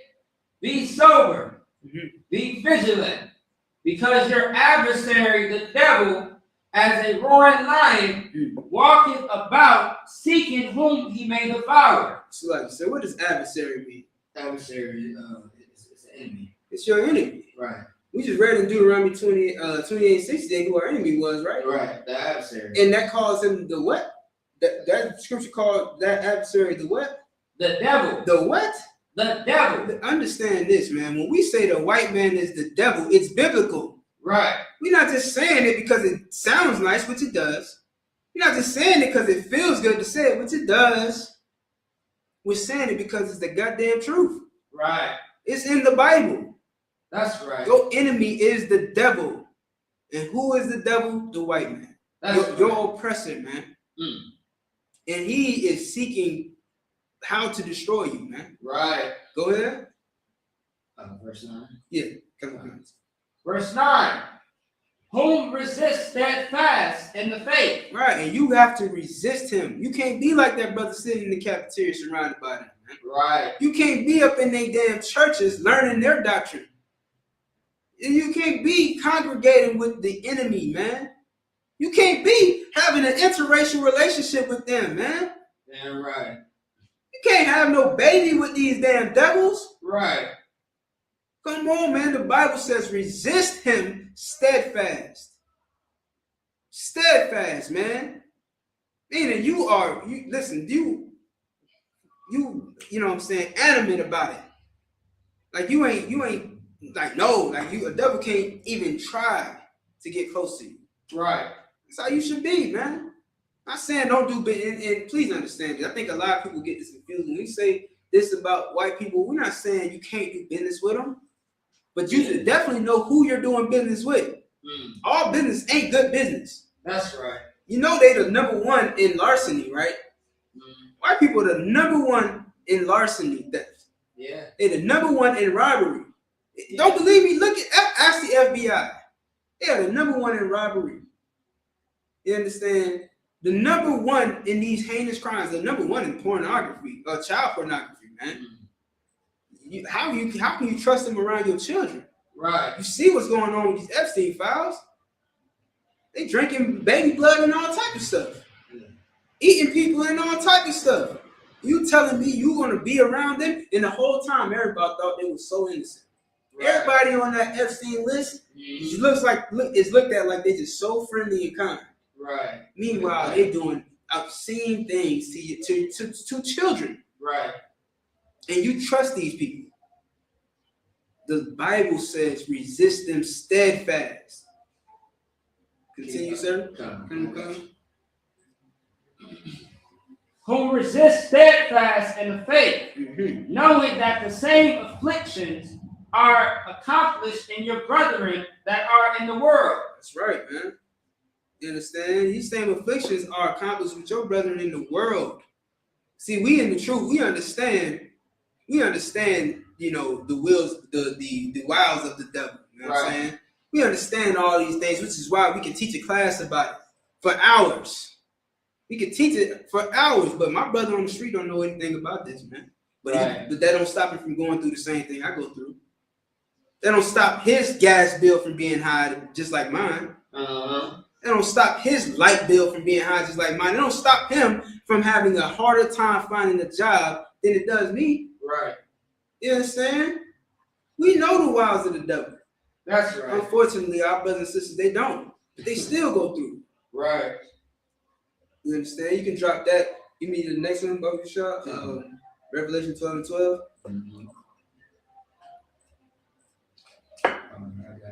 Your brothers are going to mean everything in these last days, man. Brothers are going to mean everything. To hell. Listen, brotherhood means everything right now. Brotherhood means everything yesterday. You understand? That's all of the famous black revolutionaries, how much brotherhood meant. Why do you think the Black Panthers started? Because of brotherhood. They understood what it means to be black or brown. Right. Because let's not forget, they teamed up with the Mexicans. Yeah. And the Puerto Ricans. Right. You understand? They teamed up with them brothers, the Latin Kings. The Latin Kings and the Brown Berets. That's right. You understand? Do your history, man. Y'all talking about all this shit about, black Mexicans never stood with us. Puerto Ricans ain't never, man, are you stupid? Right. Oh, Mexicans racist. Puerto Ricans racist. Nigga, you're racist. Right. You kill niggas. Right. You beefing with the nigga down the block. The hell you talking about? Nigga, do your goddamn history, man. Black people have stood with Mexicans since the beginning of slavery. Nigga, you can go back to Nat Turner. Nat Turner understood what brotherhood meant. You understand? Ask the brothers on the Mexicans at the Alamo, man, who housed brothers, who sheltered the runaway slaves. The first nation to make, see, they tell y'all this lie in school. They tell you that America, this is some ridiculous ass stuff. They say America was the first one to abolish slavery. Mexico was the first country to abolish slavery because they allowed runaway slaves to come into Mexico so that they can be free. The Native Americans took brothers in and made them indentured servants so they wouldn't have to serve hard bondage. So that they wouldn't have to get beat on their backs and they women raped, whatever you want to call them. They took them violated the water. They took the Native Indians took in black runaway slaves to be indentured servants, meaning you still gotta work. You understand? Hell, chop some corn, you know what I'm saying? Right. Whatever. I'm not gonna beat your back end and violate your woman and your children. Right. We all gotta make a living. You understand? But y'all don't do enough history. You just take whatever the oppressors say and you run with it. It's the same reason why you celebrate their holidays and you don't know what the hell you celebrate. Right. You about to go put on green for St. Patrick's Day. Who the F is St. Patrick? Right. You don't even know who the hell St. Patrick is. And the nigga ain't got a lick of Irish in you. Nigga ain't got a lick of Irish and gonna put on some green talking about some happy St. Patrick's Day. You a damn fool. Got your kids chasing down eggs, talking about a bunny laid the egg. Got your kids believing that some fat, chubby, overweight white man is sliding down the chimney and you don't even have a damn chimney. Come on, man. You a damn fool, man. Slucky, keep going. Let's wrap this class. No sweat. Revelation chapter 12, verse 12. Therefore, rejoice, ye heavens, and ye that dwell in them. Woe to the inhabitants of the earth and the sea. Right. Woe is a word that means destruction or unaliving. You understand? That's what that word woe. You will read woe a lot in Revelation and throughout the Bible. That word means unaliving and destruction. It's saying woe to the inhabitants of the earth and the sea. Keep going. Time, for the devil is come down unto you, having great wrath, because he knoweth that he hath but a short time. The devil knows his time is short, man. The oppressor knows his time is short. Why you think he moving the way he moving? Why? Donald Trump is moving the way he moving because he know his time's short. He know that these are the last days, man. They got some bogus prophecy saying that Donald Trump is supposed to bring forth God Armageddon to initiate the return of Christ. It's half true. It's halfway true. But the problem is they think that they're doing it because they're on God's side. They think that this is happening because Donald Trump is on God's side. No, this is happening because God knows that the white man is the devil. And he's using the devil to initiate Armageddon, man. Right. He's using the devil to bring forth World War III. Right. Because the prophecy said that that's what's going to happen. And the devil knows he got a short time. He got to do something. He got to make a move. Now you anybody out there hearing the sound of my voice, you start paying attention now. From this day forward, start paying attention to the moves that they making, man. Right. Pay attention. See how they move. And you tell me if the Bible's a lie. Let's read on, sir. Come. Verse 13. And when the dragon saw that he was cast unto the earth. You can drop it. Give me Jeremiah 16 and 14. 16 and 14? Yes, sir. All right.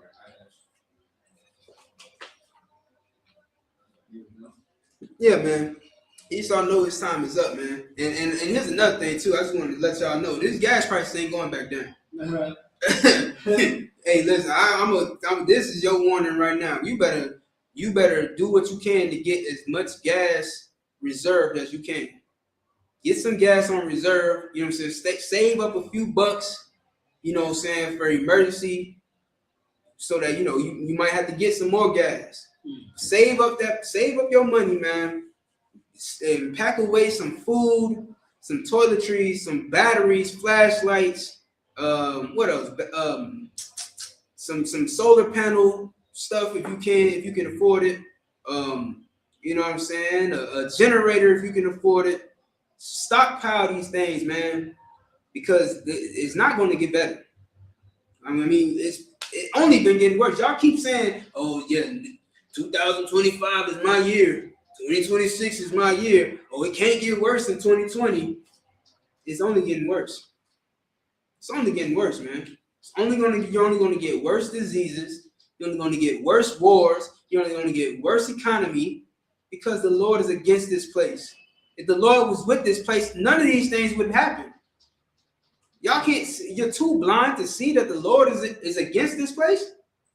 Prices are not going back down on that gas, man. Heed my warning. You got that, sir? I got you. Jeremiah chapter 16, verse 14. Therefore, behold, the days come, said the Lord, that it shall no more be said, the Lord liveth, that brought up the children of Israel out of the land of Egypt. Yeah, man. The Lord brought the children out of Egypt before, but it's going to be a time where nobody's going to talk about that no more. Like I just taught a class about it today. It's what everybody talks. It's like one of the most famous books or the most famous stories in the Bible, the book of Exodus, and how the Lord brought the children of Israel out of Egypt. It's one of the most talked about stories to date. And it's going to be a time where nobody's going to talk about that no more. Right. Because what are they going to be talking about? So, are you doing something, sir? No, I'm yeah. Okay. Okay. All right. Come on. Good. I'm still here. Continue. I just don't want to, so I don't want to. No, don't worry about it. Verse 15? Yes, sir. Verse 15. But the Lord liveth, that brought up the children of Israel from the land of the north. But the Lord liveth, that brought up the children of Israel from the land of the north. What is the land of the north?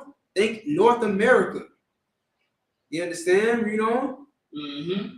And from all the lands, whether he had driven them. And from all the lands, whether he driven them. So not only from the north, like North America, but South America, Central America, Europe, Asia, Russia. The 12 tribes are scattered to the four corners of the earth, man. Right. And the Lord is going to gather them in these last days. And that is the story that we're going to talk about going forward. Barakatah Yahweh Yahweh Shai. That's the new Exodus. That's the new story that everybody's going to talk about. They're going to make monuments about it. They're going to put it in a book just like this one. They're going to put it in a book just like this. That's right.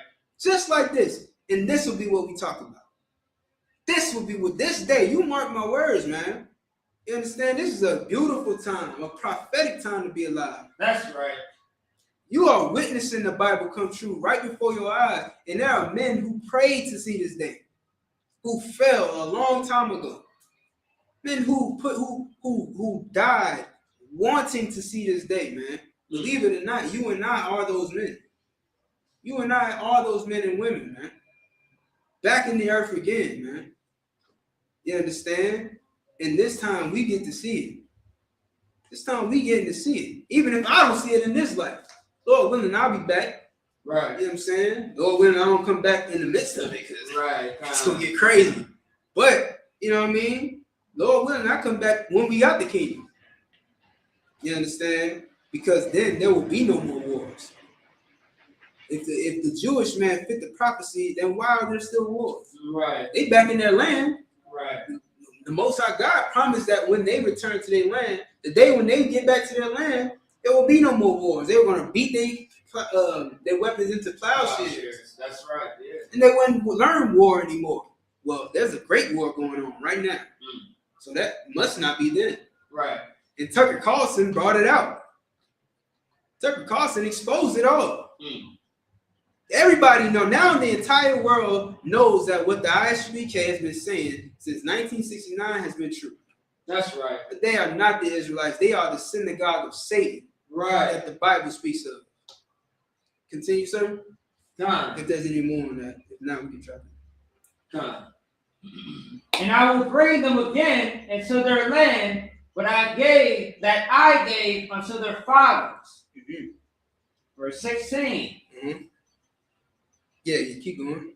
Behold, I will send for many fishers, saith the Lord, and they shall fish them. Right, that's what we're doing. That's what we've been doing these past 60 years. Right. You understand how many? 59? 57. 57. Right. Damn. Right. So for the past 57 years, we've been fishing, man. Right. But there's a next step, man. There's a step above fishing. Because at first you fish. At first you fish, you know what I'm saying? Fishing is easy. Yeah. All you gotta do is throw that reel out. You understand? Wait for something to bite and reel it in. You understand? So what do? We go out on the street corners and we speak the word of God. We pass out flyers. We show the people that God is still here. That's right. That God exists, man. And that he wants us to realize our position before this shit gets nuclear. Right. No pun intended. He wants us to wake up and realize that. So that's what he sent us out there to do, man. Right. So at first he sent fishers, then what? God, saith the Lord, and they shall fish them. Mm-hmm. And after will I send for many hunters. Then he's going to send hunters. And what do hunters do? Hunters unalive. Right. Hunters go out with weapons of war. And they will get their trophy. Right. You understand? Go ahead. Or they will get their catch. I'm trying to think of a word that suits, hunting. Game. Right. They will get their game. Go ahead. And they shall hunt them from every mountain. Because that's where our oppressor lives. That's Right. That's his natural habitat. Them caves. You got them cave monkeys out there. That's where we're gonna find you at. You're gonna go crawling back into your caves, man. Good night. You understand? That's why you in those high-rise buildings, because they remind you of the mountains. Right. That's why you're building bunkers so you can live in the underground. Go ahead. And from every hill, Mm-hmm. and out of the holes of the rocks. And out of the holes of the what? Of the rocks. Out of the holes of the rock. We're gonna go into those bunkers, man. The hunters are gonna go into those bunkers and drag you by your pink body. In your blonde, melanin deficient hair. Right. And we're gonna bring you out into the street and make you game. Keep going. Verse 17. For mine eyes are upon all their ways. Because the Lord seen what you evil, wicked, goddamn bastards have been doing. He's seen the Epstein files before they was released. Right. He's seen all the evil that you've done in this place. Mm-hmm. And what else? They are not hid from my face. Uh-huh. Neither is their iniquity hid from mine He eyes. sees everything, man. He's seen what you did to blacks, Hispanics, and Native Indians for 500 years. Right. You think you're going to go unpunished for that? No. The Lord is a man of, what is it? God is, that's true. I was going to say, God is a just God. That's right. You understand? Just is short for justice. Right. There will be justice, man. You think the Lord is just sitting back letting this happen to his people? He didn't do it in Moses' time. Right. Said, I've seen the what my people been going through, man. Mm-hmm. I seen what they taskmasters been doing to them. Right. And he did, what did he do? He unalived the firstborn of every Egyptian. Right. Not just the humans, the cattle and all. Mm-hmm. Brought plagues and pure destruction to them people, man. Right. And drowned the rest of them in the damn ocean. That's the Lord don't play about his people. You think that, see, and listen, that captivity in Egypt went on a long time. Yeah, very long. Y'all think that it was we only grabbed parts of the stories. It wasn't no short term. You know what I'm saying? That went on for hundreds of years. You understand? Just like this one. Just like this one. And here's what this story and that one share. They're going to end. And they're going to end with bloodshed. Right. Any more on that? No, I don't think there is. Zephaniah, someone? Kind.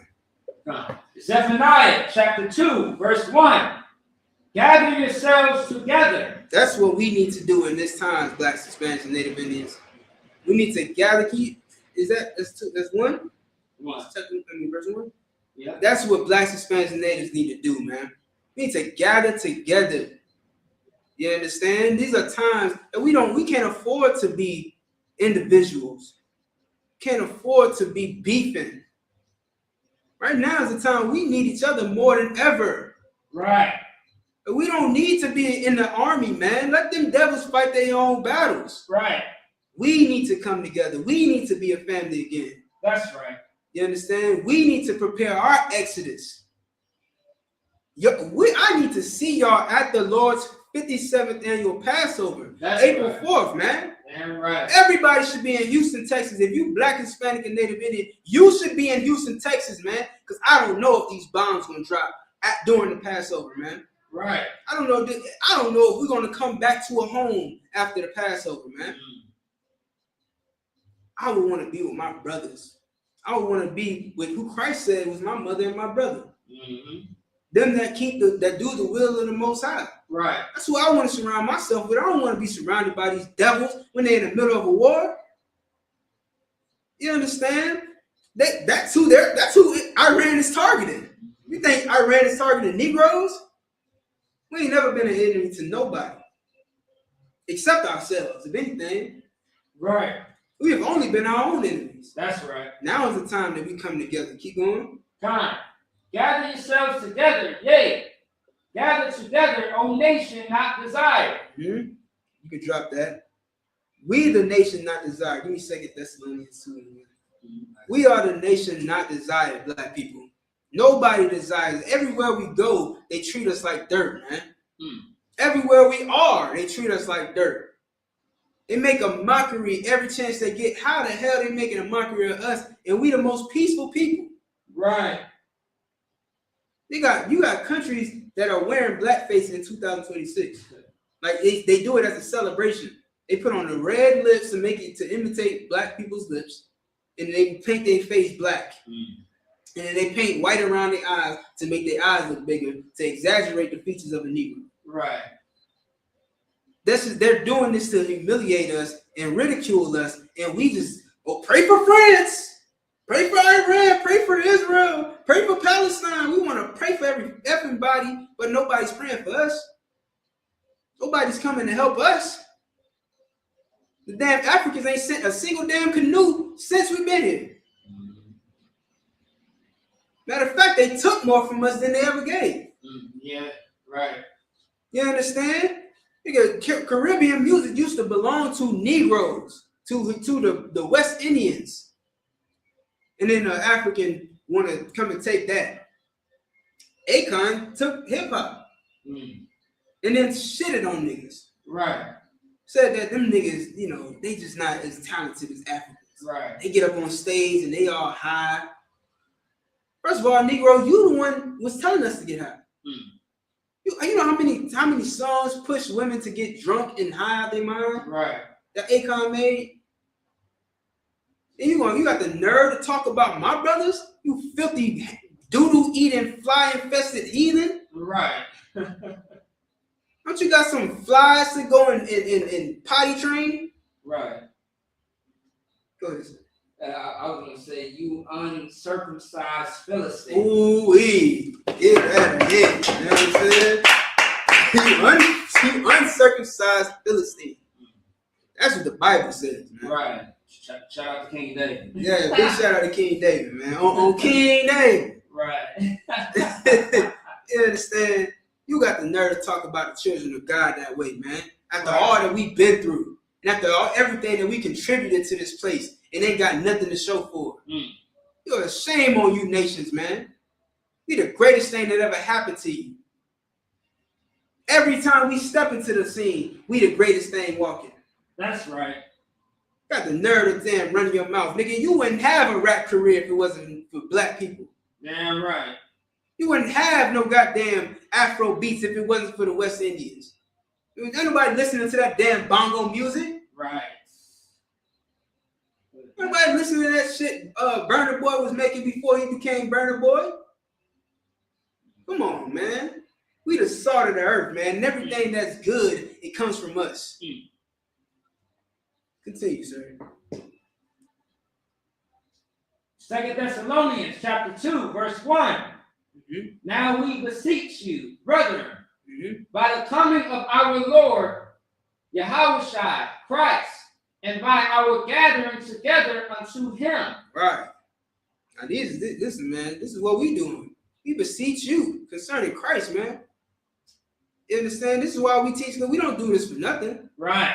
We don't do this for any gain. Shoot, we ain't embezzling money out of your pocket and closing the damn door on you. Right. Like Marvin Sapp. Mm. We ain't locking you into the church. You want to leave, you can leave. Right. If you don't want to pay tithes, that's between you and the Most High. Mm. You understand? I don't want your company no ways. Right. So, hey, man, but here's what we will do. We beseech you, meaning we look for you. I look to see you in this classroom. I look to see you eating lamb with me at the Passover.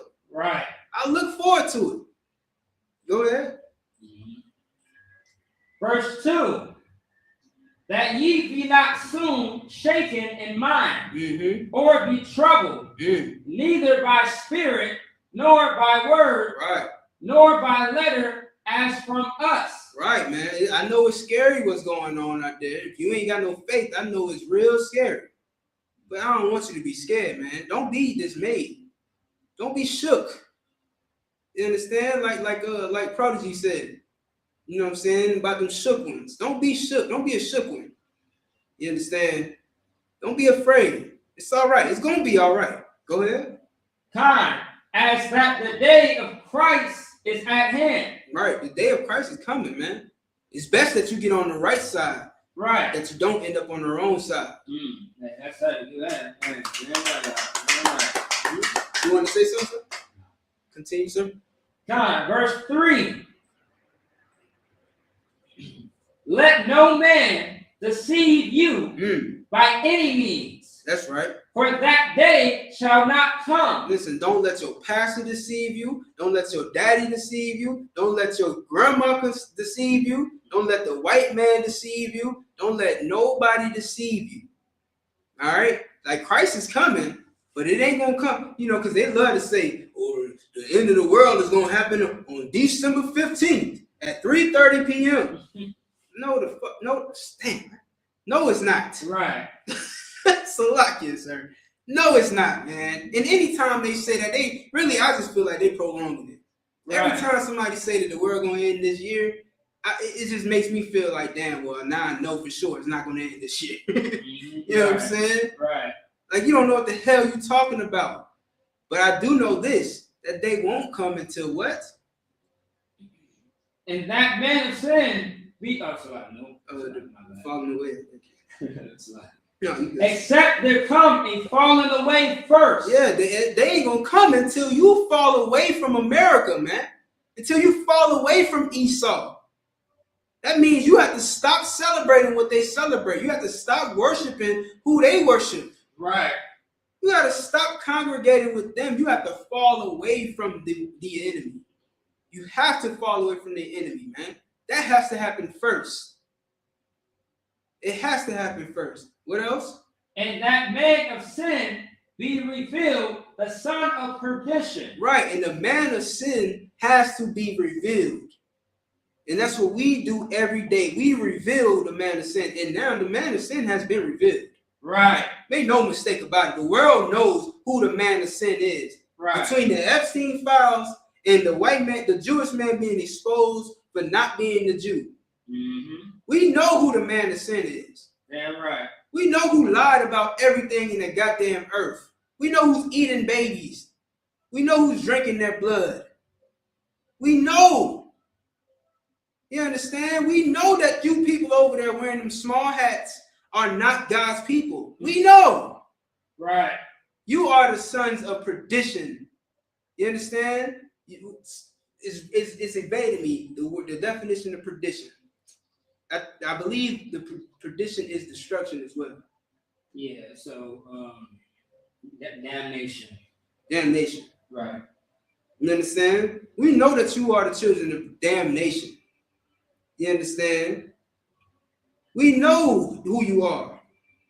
It has been revealed. We've been revealing this since 1969. Right. And today in 2026, there's no question who the devil is, man. That's right. You understand? Perdition refers to eternal damnation, hell, or utter destruction, often describing a state of hopeless ruin or spiritual punishment. Right. Listen, man. The white man fits that to a T, man. Damn right. Ain't brought nothing but destruction to this earth. You understand? Has put black people through nothing but torment and punishment. Right. Cruel and unusual punishment. The whole time we've known them. For as long as we've known white people, they have always been these sadistic beasts. Mm-hmm. Always. Right. So what more do we need to know? Right. With that being said, man, pay your tithes, man. Get to the Lord's 57th annual Passover in Houston, Texas. Is going down. Mm-hmm. You understand? If you don't be there, you might not make it. I'm telling you. I wish I was just being, facetious. I mean it for real. I don't know if this could be the last Passover. I don't know if tomorrow, if after the Passover, we even have a place to call home anymore. Good night. So you ought to be there, man. Pay your Passover fee. Get to the Passover, man. With that, shalom. Am I doing it? All right. If you want. All right. So with that, man, I majum wapanya kudam, which means turn to face the east. Let me see that.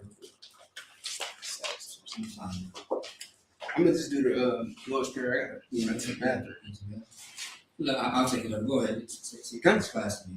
Say that again. Oh, and all right. So I'm gonna pass the class over to Officer McCobb. Class up.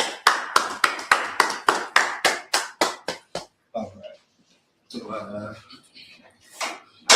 right. So, no sweat. Hey, shalom, Miss Bro. Salat, give me 1 second. All right, there we go. All right, security announcements. We are the Israelite School of Universal Practical Knowledge, started out of 1 West 125th Street, Harlem, New York. A rule for new brother and sister. When a new brother or sister comes into the school, they are off limits for 6 months. They are to be saluted only. They are here to shut themselves of the world. If they need transportation, the teacher will arrange it. After 6 months, if a brother or sister has an interest in a particular person, he or she must get permission from the head to speak to a brother or sister. There is another 6 months in which the brother and sister will court each other. After the 6-month period, the brother and sister will get permission from the head to marry, tithes, which is a commandment. You can find it in the book of Numbers, chapter 18, verse 21. Also the book of Malachi, chapter 3, 8 through 10, means 10th in the Hebrew, Mayashara. 10% of every penny of any increase the Lord gives you. Give to the treasury department or teacher. Priest fund. It is a free will offered for a priest, not mandatory. Whatsoever amount you would like. Upcoming Holy Convocation. So as you know, April 4th is the Lord's 57th annual Passover in Houston, Texas.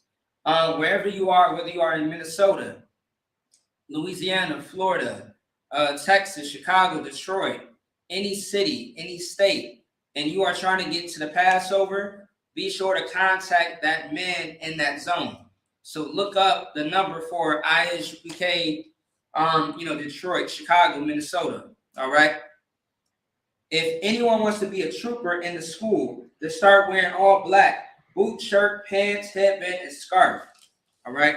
So with that being said, Imanium, which means for everyone to stand, Wapani Hakudam, which means to face the east. And we are going to say the Lord's Prayer for time's sake. In the English, it's like in the Hebrew and in the English. This is the Lord's Prayer that can be found in Matthew chapter 6, 8 through 13.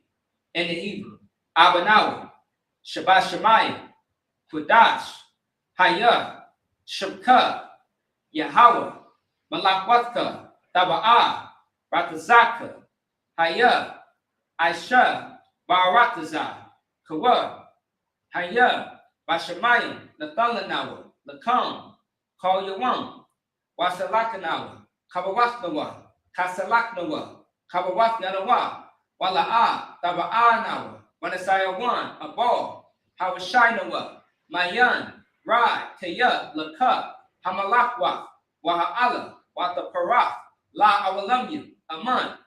The Lord's Prayer in the English. Our Father, which art in heaven, hallowed be thy name, Yahweh. Thy kingdom come, thy will be done in earth as it is in heaven. Give us this day our daily bread, and forgive us of our debts as we forgive our debtors. And lead us not into temptation, but deliver us from evil. For thine is the kingdom, and the power, and the glory forever. So be it. Amen. All right. So Sar, which means to turn. All right, men of Israel. Courtesy salute. Ahmad Shabbat. Ahmad Barak. Yahweh Shemiel Shar Barakatah. Yakuta. Hands to your side. Sar, face the sisters, which means to turn. Swords to sisters. Courtesy salute. Men of Israel, my Shabbat. Ahmad Barak. Yahweh Shamar Allah Ba Shemi Al Shah. Yakuta. Hands to your side. Class dismissed. Clap it up.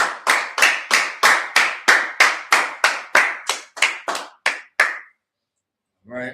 Shalom.